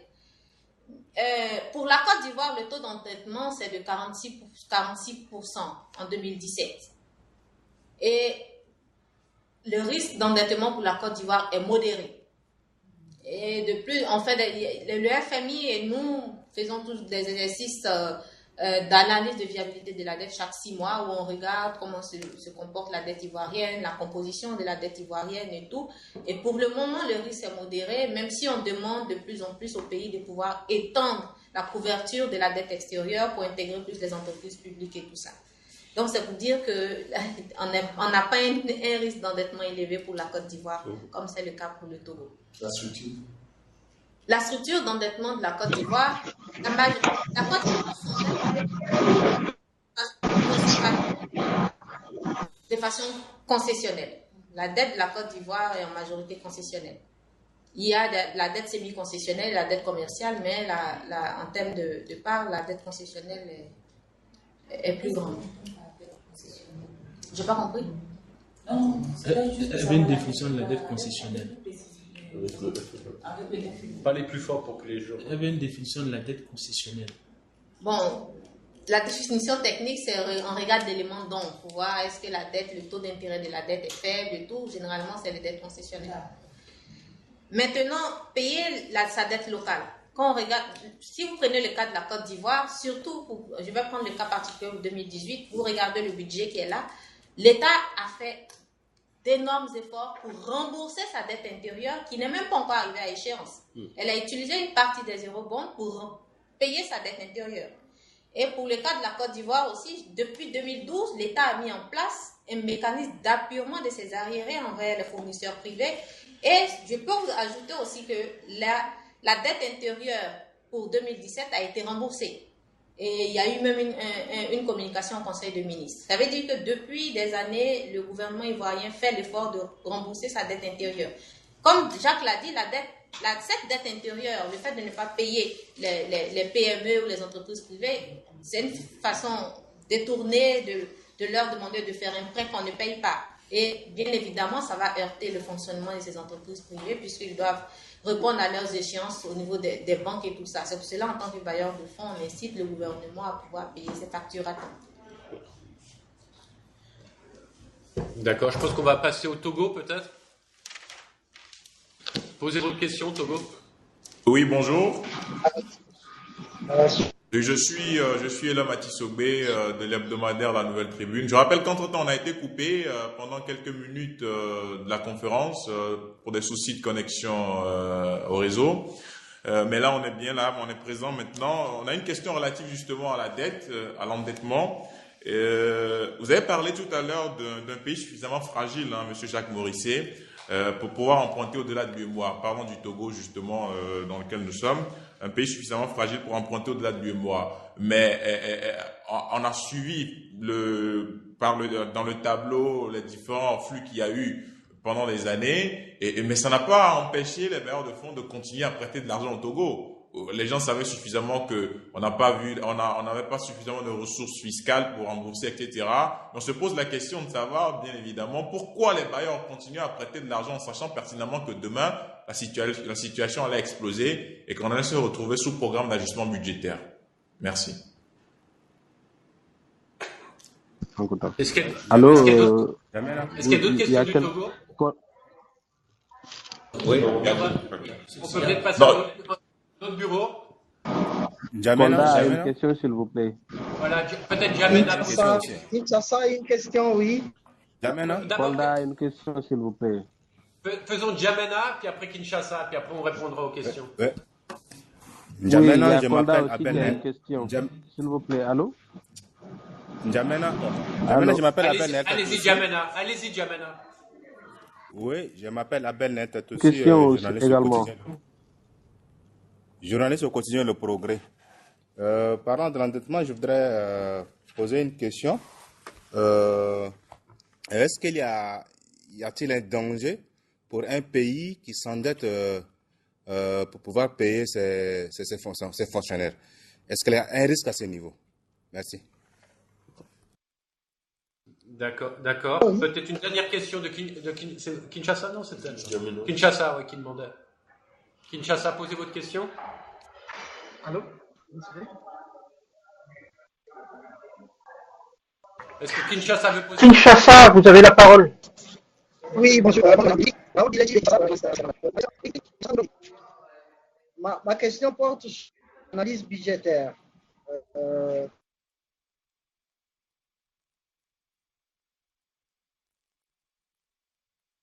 Kinshasa, vous avez coupé le micro certainement, on vous entend plus.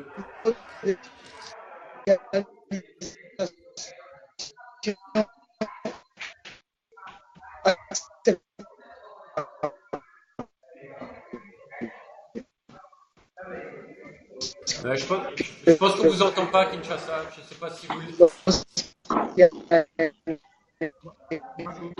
Allô? Oui. Raoul, vous avez la parole.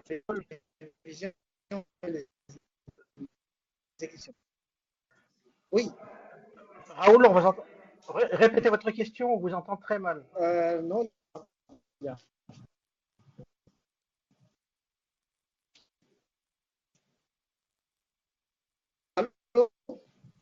je ne sais pas si Jacques a entendu la question. Non, voilà, on vous entend. De Kinshasa, ça marche pas. Allez-y. Oui, allez-y, Raoul. Oh, oui, désolé. Écoute, peut-être on peut répondre aux 2 premières questions de Djamena et du Togo. Eric, j'ai une question, s'il vous plaît. Eric, il y a une question du côté de Kolda. Ok, allez-y alors. Bon, allez-y, Sénégal. Allez-y, Badiouma. Voilà. Donc, merci. Je voudrais juste savoir, par rapport à l'exposé que la dame a fait tout à l'heure, je voudrais savoir quel est l'impact des devises étrangères par rapport à un endettement extérieur. Vous avez donné l'exemple de la Côte d'Ivoire c'est vrai, il y a même le Sénégal qui a fait un eurobond. Et on sait tous que les devises ont peut-être un impact sur les calculs macroéconomiques à la fin. Quel est l'impact de ces devises étrangères, le dollar, le yuan, si vous voulez, l'euro, sur en tout cas les économies comme les nôtres? Merci. D'accord. Peut-être on va répondre à cette série de 3 questions, puis après on reprend un nouveau, et puis après on sera bientôt arrêté, Eric, si tu te permets. Est-ce que c'est bon? Oui, c'est bon. Allez-y. Il y a peut-être quelqu'un qui peut fermer son micro. Donc, pour le Togo, évidemment que c'est une question un peu provocative. Hein. Pourquoi en fait, le Togo a bénéficié d'assez peu d'aide extérieure au cours des dernières années. Si vous regardez, les montants sont relativement réduits.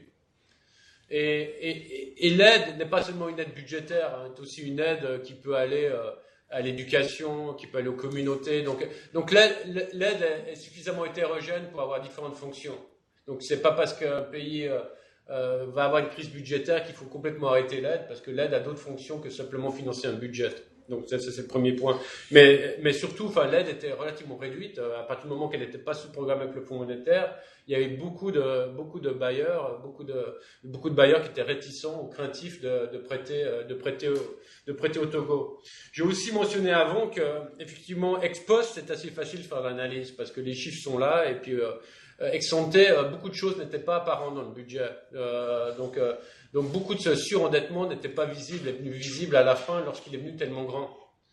Donc ça explique aussi pourquoi les choses sont venues trop tard, alors qu'il aurait peut-être été nécessaire de procéder à un ajustement un peu moins brutal, mais un peu plus en amont. Donc il faut bien se rendre compte que ça a pris beaucoup de temps en fait, lorsque la crise a explosé en 2016, d'analyser d'où elle venait. C'était pas si simple. D'ailleurs, ce qu'on appelle, la crise est venue de préfinancement. En fait, plutôt de financer ouvertement un projet d'investissement dans un processus budgétaire, donc à la fois qui respecte les processus budgétaires, mais aussi qui s'inscrit dans le budget. Les projets étaient financés de manière extérieure au budget entre le financier, entre une banque et le promoteur du projet. Donc l'État n'intervenait pas, sauf que l'État garantissait l'endettement. Et finalement, c'est lui qui assurait Alors, vous le faites une fois, vous le faites 2 fois, vous le voyez pas forcément, mais vous le voyez, comme je l'ai dit, le cumul, à un moment, il faut bien le rembourser. C'est ce qui est apparu. Il faut bien se rendre compte que ce mécanisme de préfinancement est utilisé dans beaucoup de gouvernements. Hein. Donc on parle du Togo, mais ça a été aussi utilisé au Bénin. Alors, c'était corrigé avant que ça explose, au Guinée aussi.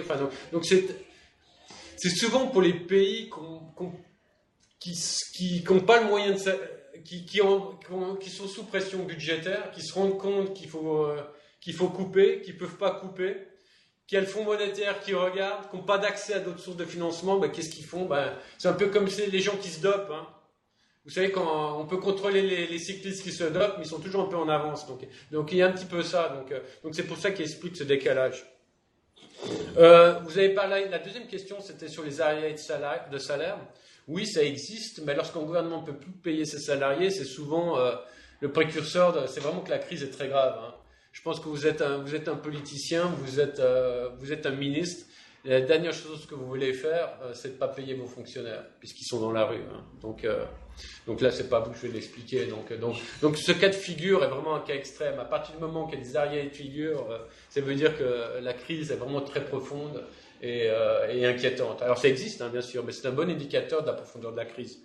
Vous allez couper plein d'autres choses avant de couper les salariés. Les devises étrangères, oui, c'est important. C'est important parce que la majorité des recettes de l'État, alors que ce soit au Sénégal ou en Côte d'Ivoire ou dans tous nos pays, elles sont en monnaie domestique. Donc, si vous empruntez en monnaie internationale, donc notamment en dollars, si le dollar s'apprécie, si le dollar devient plus cher, il vous faudra plus d'argent en monnaie locale. Donc, c'est ce qu'on appelle un risque de change. Alors, ce qui est assez intéressant avec les dernières émissions de la Côte d'Ivoire et du Sénégal, c'est que, bon, au-delà d'avoir des termes extrêmement favorables, donc c'est une bonne chose, une partie de ces émissions s'est passée en euros.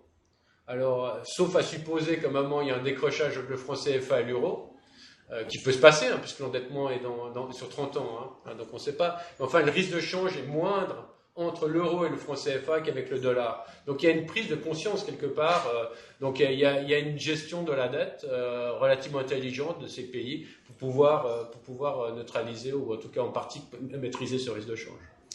Une chose que je peux ajouter concernant le cas de ces pays-là, c'est que de plus en plus, ils sont en train de réfléchir avec la Banque africaine de développement comment couvrir ce risque d'échange avec le dollar. Donc ça, c'est aussi des mécanismes de bonne gestion de l'endettement. Et le fait aussi d'avoir des devises étrangères à travers les émissions de rebond nous permet d'avoir plus de réserves d'échange et permettent aussi de soutenir notre taux de change, euro franc CFA. C'est un des avantages. Voilà, donc on peut peut-être prendre... Attends, on va peut-être prendre un autre pays, Pierre. Peut-être d'autres questions dans d'autres pays, si vous le voulez. On va bientôt terminer, hein, parce que malheureusement, je dois partir. Oui, Jacques, il ne reste plus qu'un quart d'heure qui vous permettra de faire la conclusion. Avant de prendre un autre pays, j'invite Raoul Biletti, parce qu'on n'a pas entendu sa question. Donc, envoyez-moi votre question par la messagerie privée, ou bien envoyez-moi votre question par mail, et je la lirai pour que Jacques et Amina puissent l'entendre. Alors, y a-t-il deux dernières questions avant qu'on puisse donner la parole à Jacques et Amina pour conclure?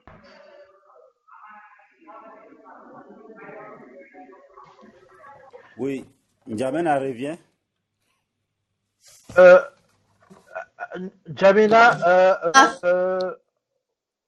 alors, on va essayer de donner la parole à des pays qui n'ont pas encore parlé ou à des gens qui n'ont pas parlé. Donc, avant de donner la parole à N'Djamena... Pardon? Oui, je peux poser la question? Oui, Madagascar, allez-y. Oui, je voudrais juste parler en cas de déficit. Je veux contribuer. Pardon? Oui, Madagascar et après Yaoundé. Madagascar et après Yaoundé. Ok. Oui. J'ai juste une question sur le cas de déficit budgétaire parce que ça n'a pas été abordé durant la conférence. Qu'est-ce qui se passe quand il y a un déficit budgétaire et pourquoi le pays a besoin d'effectuer un autre prêt pour combler ce déficit? Merci. Ok. Yaoundé? Oui, bonsoir à tous. Alexandra Tuile du journal Cameroun Tribune, quotidien Cameroun Tribune au Cameroun, à Yaoundé. Alors, ce n'est pas une question, mais c'est davantage une contribution pour dire qu'on n'a certainement pas eu de questions dans les deux premières vagues parce que la structure du budget au Cameroun est un peu différente. C'est vrai qu'on a également, on n'a pas le même outil, hein, le TOF, là, ce n'est pas celui-là qu'on utilise au Cameroun. Et pour évaluer, on a une institution qu'on appelle la Cour des comptes qui dépend de la Cour suprême qui évalue effectivement, qui produit son rapport 2 ans après les années budgétaires.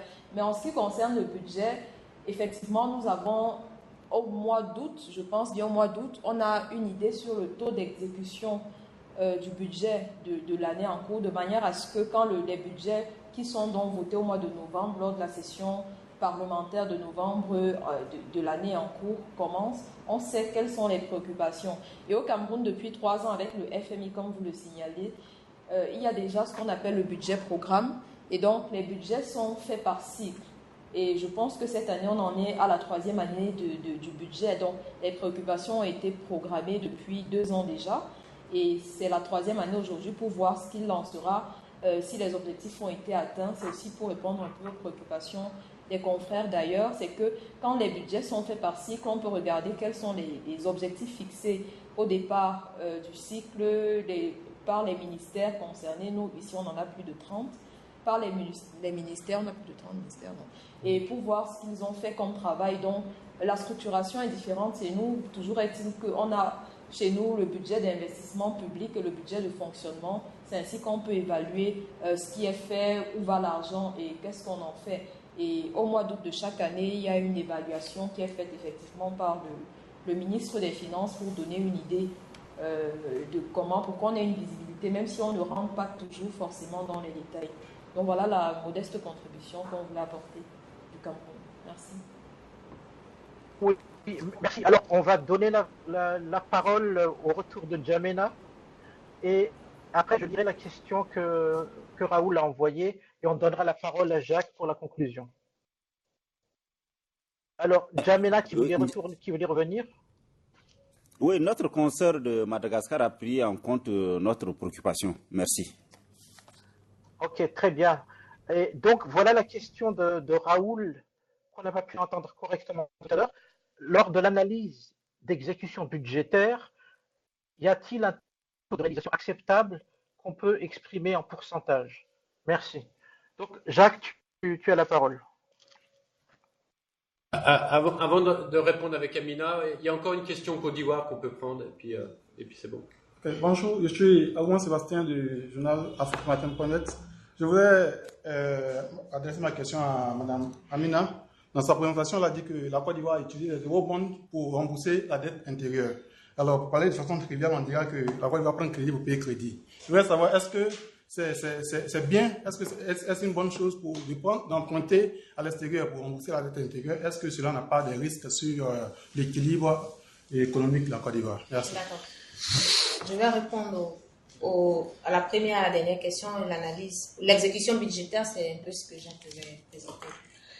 Merci. Concernant le déficit budgétaire, on parle de déficit budgétaire lorsque les dépenses sont supérieures aux recettes. C'est là qu'on parle de déficit budgétaire.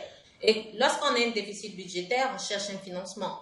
Et on vient avec la question financement interne, financement extérieur, voir comment se financer. Dans la plupart de nos pays, surtout la zone UEMOA, la norme c'est de 3%. Avoir un déficit de 3%, c'est la norme. La plupart des pays sont au-dessus de 3%. C'est pour cela 2019, c'est une année critique, puisqu'ils doivent tous faire des ajustements et atteindre 3% en 2019. Cela voudrait dire plus de recettes fiscales, cela voudrait dire plus de contrôle dans les dépenses et plus de priorité au niveau des dépenses d'investissement. Maintenant, concernant la question, entre guillemets, prendre crédit pour payer crédit, lorsque la Côte d'Ivoire a émis ses eurobonds, elle a eu plus d'argent que prévu. Donc la question c'est, est-ce que je dépense l'argent que j'ai prévu? L'argent que j'ai pris, le surplus, je le dépense, c'est-à-dire est-ce que j'accrois mon déficit ou qu'est-ce que je fais? Le gouvernement a eu la bonne idée de dire, au lieu d'accroître mon déficit, je préfère acheter une partie de la dette. Et en termes d'ajustement politique, c'est un bon ajustement que le gouvernement a fait. Sinon, on serait trouvé avec un déficit qui serait un peu plus grand parce qu'ils auront consommé plus. Maintenant, Jacques pourra compléter et répondre à la dernière question. Non, mais je pense que tu as bien répondu. Mais c'est intéressant parce que ce qui se passe en Côte d'Ivoire, donc, où l'État a emprunté pour pouvoir rembourser une partie de la dette existante, en fait, c'est quelque chose qui est en train de se passer dans plusieurs pays de la sous-région. De la région. Et pourquoi? Parce que la plupart de nos pays ont emprunté à relativement court terme à des taux extrêmement élevés. Donc, pour donner des chiffres, ils empruntent à moins de 3 ans à 6 ou 7%. Et c'est vrai au Togo, c'est vrai au Sénégal, c'est vrai pratiquement dans tous les pays africains. Au jour d'aujourd'hui, les conditions sur les marchés internationaux, elles sont extrêmement favorables. Alors, c'était complètement visible pour le Sénégal et la Côte d'Ivoire dans l'émission des eurobonds. C'est l'avantage des eurobonds, c'est que c'est visible. Hein. Vous vous apercevez d'un coup que la Côte d'Ivoire peut emprunter à moins de 5% à plus de 10 ans. Donc, vous gérez votre dette, vous vous dites pourquoi. Alors, d'une part, je veux emprunter pour pouvoir financer mes dépenses. Mais en même temps, ils se sont dit autant emprunter encore plus pour pouvoir racheter une partie de ma mauvaise dette. ce qui est assez intelligent. Et c'est ce que fait la Côte d'Ivoire. Mais c'est ce qu'est en train de faire pas mal d'autres pays, mais alors de manière moins visible, parce qu'ils n'ont pas accès au marché de rebonds. Mais certains pays sont en train de négocier avec des banques internationales pour pouvoir emprunter vers ces banques, mais à des taux qui sont plus favorables et acheter une partie de la dette. Alors ça ne veut pas dire avoir plus de dette, ça veut dire avoir une dette moins chère. Donc c'est certainement intéressant. Et ça permet donc de dépenser moins en termes de service de la dette. Donc quelque part, c'est une partie des ressources qui peut être consacrée à des choses plus productives que de rembourser une dette. Donc ça, c'est plutôt favorable. Merci au Cameroun. J'avoue que je n'ai pas tout à fait compris toutes les différences, parce que le budget programme, ça correspond exactement au mécanisme que j'ai décrit du processus budgétaire. Simplement que plutôt de définir en termes d'achat, vous définissez en termes de programme et d'objectifs. Et beaucoup de nos pays le font aujourd'hui. Donc, vous définissez pas le nombre de livres scolaires que vous voulez acheter dans le budget. Vous définissez d'abord, voilà, ce que je veux, c'est que mes enfants aillent aller à l'école. Puis après, vous raisonnez de manière inverse. Vous fixez l'objectif, et puis après, vous fixez ce que vous avez besoin pour atteindre ces objectifs. Et c'est vrai que c'est quelque chose qui est répandu dans la plupart de nos pays, qui est une bonne chose, donc y compris au Cameroun. Je voudrais simplement terminer. Parce qu'on n'a pas eu le temps de vraiment l'aborder, c'est qu'on a mis l'accent sur la soutenabilité du budget au cours du temps. Parce que c'est quelque chose qui est visible et qui nous préoccupe au premier plan. Donc être sûr qu'on dépense de manière raisonnable au cours du temps, d'accord, mais aussi en même temps de manière ambitieuse. Mais après, il y a d'autres préoccupations dans le budget. La deuxième, vous voulez être sûr aussi que vous dépensez au bon endroit. C'est-à-dire, et c'est une importante question. Est-ce que vous allez dépenser plus en éducation, plus en santé, plus en route, enfin ainsi de suite? Vous voyez ma question. Et clairement, il y a un processus d'arbitrage. Alors, une partie de cet arbitrage correspond aux priorités nationales. Mais souvent, les priorités nationales, si vous lisez les plans nationaux de développement, tout est prioritaire. D'ailleurs, c'est comme les programmes de la Banque mondiale. La Banque on nous dit qu'on doit être sélectif, puis finalement, on n'est pas du tout sélectif. Donc quelque part, l'arbitrage doit prendre place. Et c'est un choix difficile. Donc là-dessus, c'est ce qu'on appelle l'efficience d'allocation. Donc c'est extrêmement important de se poser cette question. Et cette question-là peut être différente suivant le contexte ou suivant le pays. Et là-dessus, donc généralement, vous trouverez le budget alors, soit par ministère, qui est important. Vous pouvez voir ce qui part dans les ministères, je dirais, institutionnels comme la primature, la présidence, etc. Ou vous pouvez l'avoir aussi par fonction. Donc, ce qui est dépenses sociales, par infrastructure. Ceci, généralement, est disponible. Vous le trouvez dans la plupart des documents de la Banque mondiale ou dans les sites des ministères économiques. Donc, je le passe très vite, mais c'est quelque chose d'extrêmement important. La dernière chose que je voudrais conclure, c'est vraiment mon dernier point. Donc, vous voulez vous assurer que la dépense, votre budget est soutenable au cours du temps. Vous voulez vous assurer que vous dépensez au bon endroit. Mais vous voulez aussi vous assurer que ce que vous voulez faire se fait. Parce que il suffit pas de dire je vais dépenser dans l'éducation, mais vous voulez être sûr aussi que l'argent que vous mettez dans l'éducation aboutisse dans l'éducation, ou ultimement aboutisse aux bénéficiaires. Et ici, on parle d'efficience de gestion financière de l'État. Et effectivement, ça peut être parfois, en d'autres termes, c'est une partie de maîtrise de la corruption, des différentes déviances de comportement qui peut exister à la fois du récipient, donc quelqu'un peut dire j'ai besoin d'argent mais il n'en a pas besoin, ou aussi dans le mécanisme de la dépense publique. Je ne vais pas en dire plus parce qu'on ouvre notre débat, mais c'est aussi extrêmement important. Donc c'est de nouveau, il ne suffit pas de dépenser, il faut aussi savoir où on dépense et comment on le dépense. Donc voilà, c'est sur cette conclusion qui ouvre un autre débat, donc qui me paraît un débat presque aussi important que la soutenabilité de la dépense, mais c'est un débat qui nous amènerait très loin aujourd'hui. En tout cas, je suis en train de conclure, donc moi je vous remercie. Enfin, j'ai trouvé qu'il y avait beaucoup de questions. C'est toujours agréable quand on est en conférencier puis d'avoir plein de questions. Puis surtout, toutes ces questions étaient pertinentes et quelque part nous poussent à réfléchir ensemble. Donc j'imagine que vous pouvez avoir nos contacts à travers Eric. Bon, ici en Côte d'Ivoire, ils nous connaissent un peu. Donc merci en vous remerciant et puis en espérant que la lutte continue. Donc on est ensemble. Jacques, il y a une dernière question. On n'a pas le temps de la poser. Je vais te l'envoyer par mail et on répercutera la réponse. Si tu as encore 2 minutes, je voudrais donner la parole à Loïc qui est le responsable pédagogique et qui traditionnellement donne le mot de conclusion. Excellent. Parfait. Voilà. Loïc, à toi. Oui, faut-il encore qu'il allume son micro? Ça y est. Non, j'ai été coupé malheureusement 20 minutes pour des raisons techniques, ça m'a bien embêté, mais je trouve vraiment très encourageant le sérieux avec lequel sont posées des questions sur le budget. C'est quand même finalement, c'est là-dedans la vérité, quoi.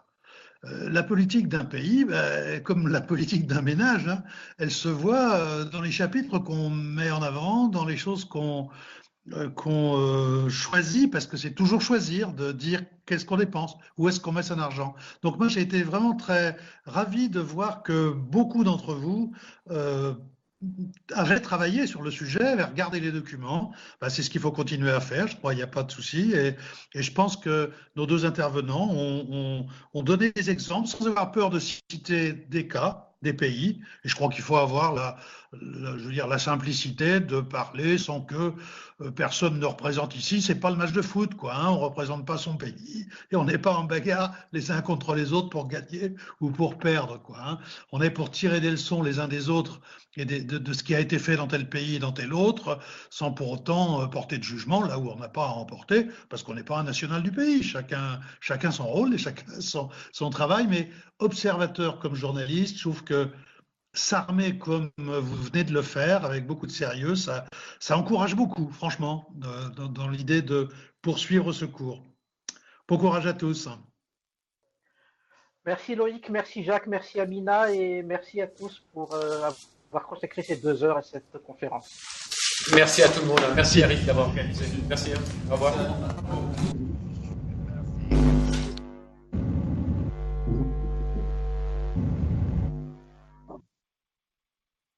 Donc là, vous avez mon nom, vous avez aussi le problème, donc et on me présente des choses, je prends, je vais à la banque, on donne 4 euros de banque, la compétence. Ou 4 questions entrepreneurs. Ça veut dire que si les choses sont encore plus simples, je vais avoir plus tard. C'était tellement simple que c'est seulement après.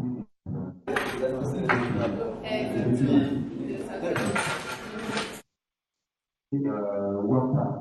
J'ai tous ces réseaux et je commence à contacter mes amis pour leur dire est-ce que vous pouvez faire votre job? Et c'est là qu'on commence à faire du travail. Et c'est comme ça que vous allez voir que je vais vous présenter seulement en 2016, l'année où j'ai commencé, en moins d'une année. Je sais qu'il est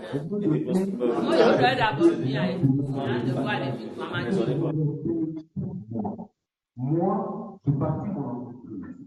Je ne vends rien. Je ne fabrique rien. Je n'ai pas de stock à gérer. Je n'ai pas de personnel. Je ne vois jamais les agents du TVA. Je ne vois pas les agents du TVA. Je ne vois pas les agents de l'environnement. Je passe à l'école. Non, Forever paye tout ça. Oui, Forever paye tout ça. C'est Forever qui les voit, pas moi. Ils sont tous le temps dans les bureaux de Forever. Et avant de me payer, Forever enlève la part de l'État. Tout ce que je regarde, est-ce qu'on a mis l'argent? Moi, je paye pour moi de les animaux, souvent, je passe de 1000 à 280. Ici, en Bukavu, c'est le 21.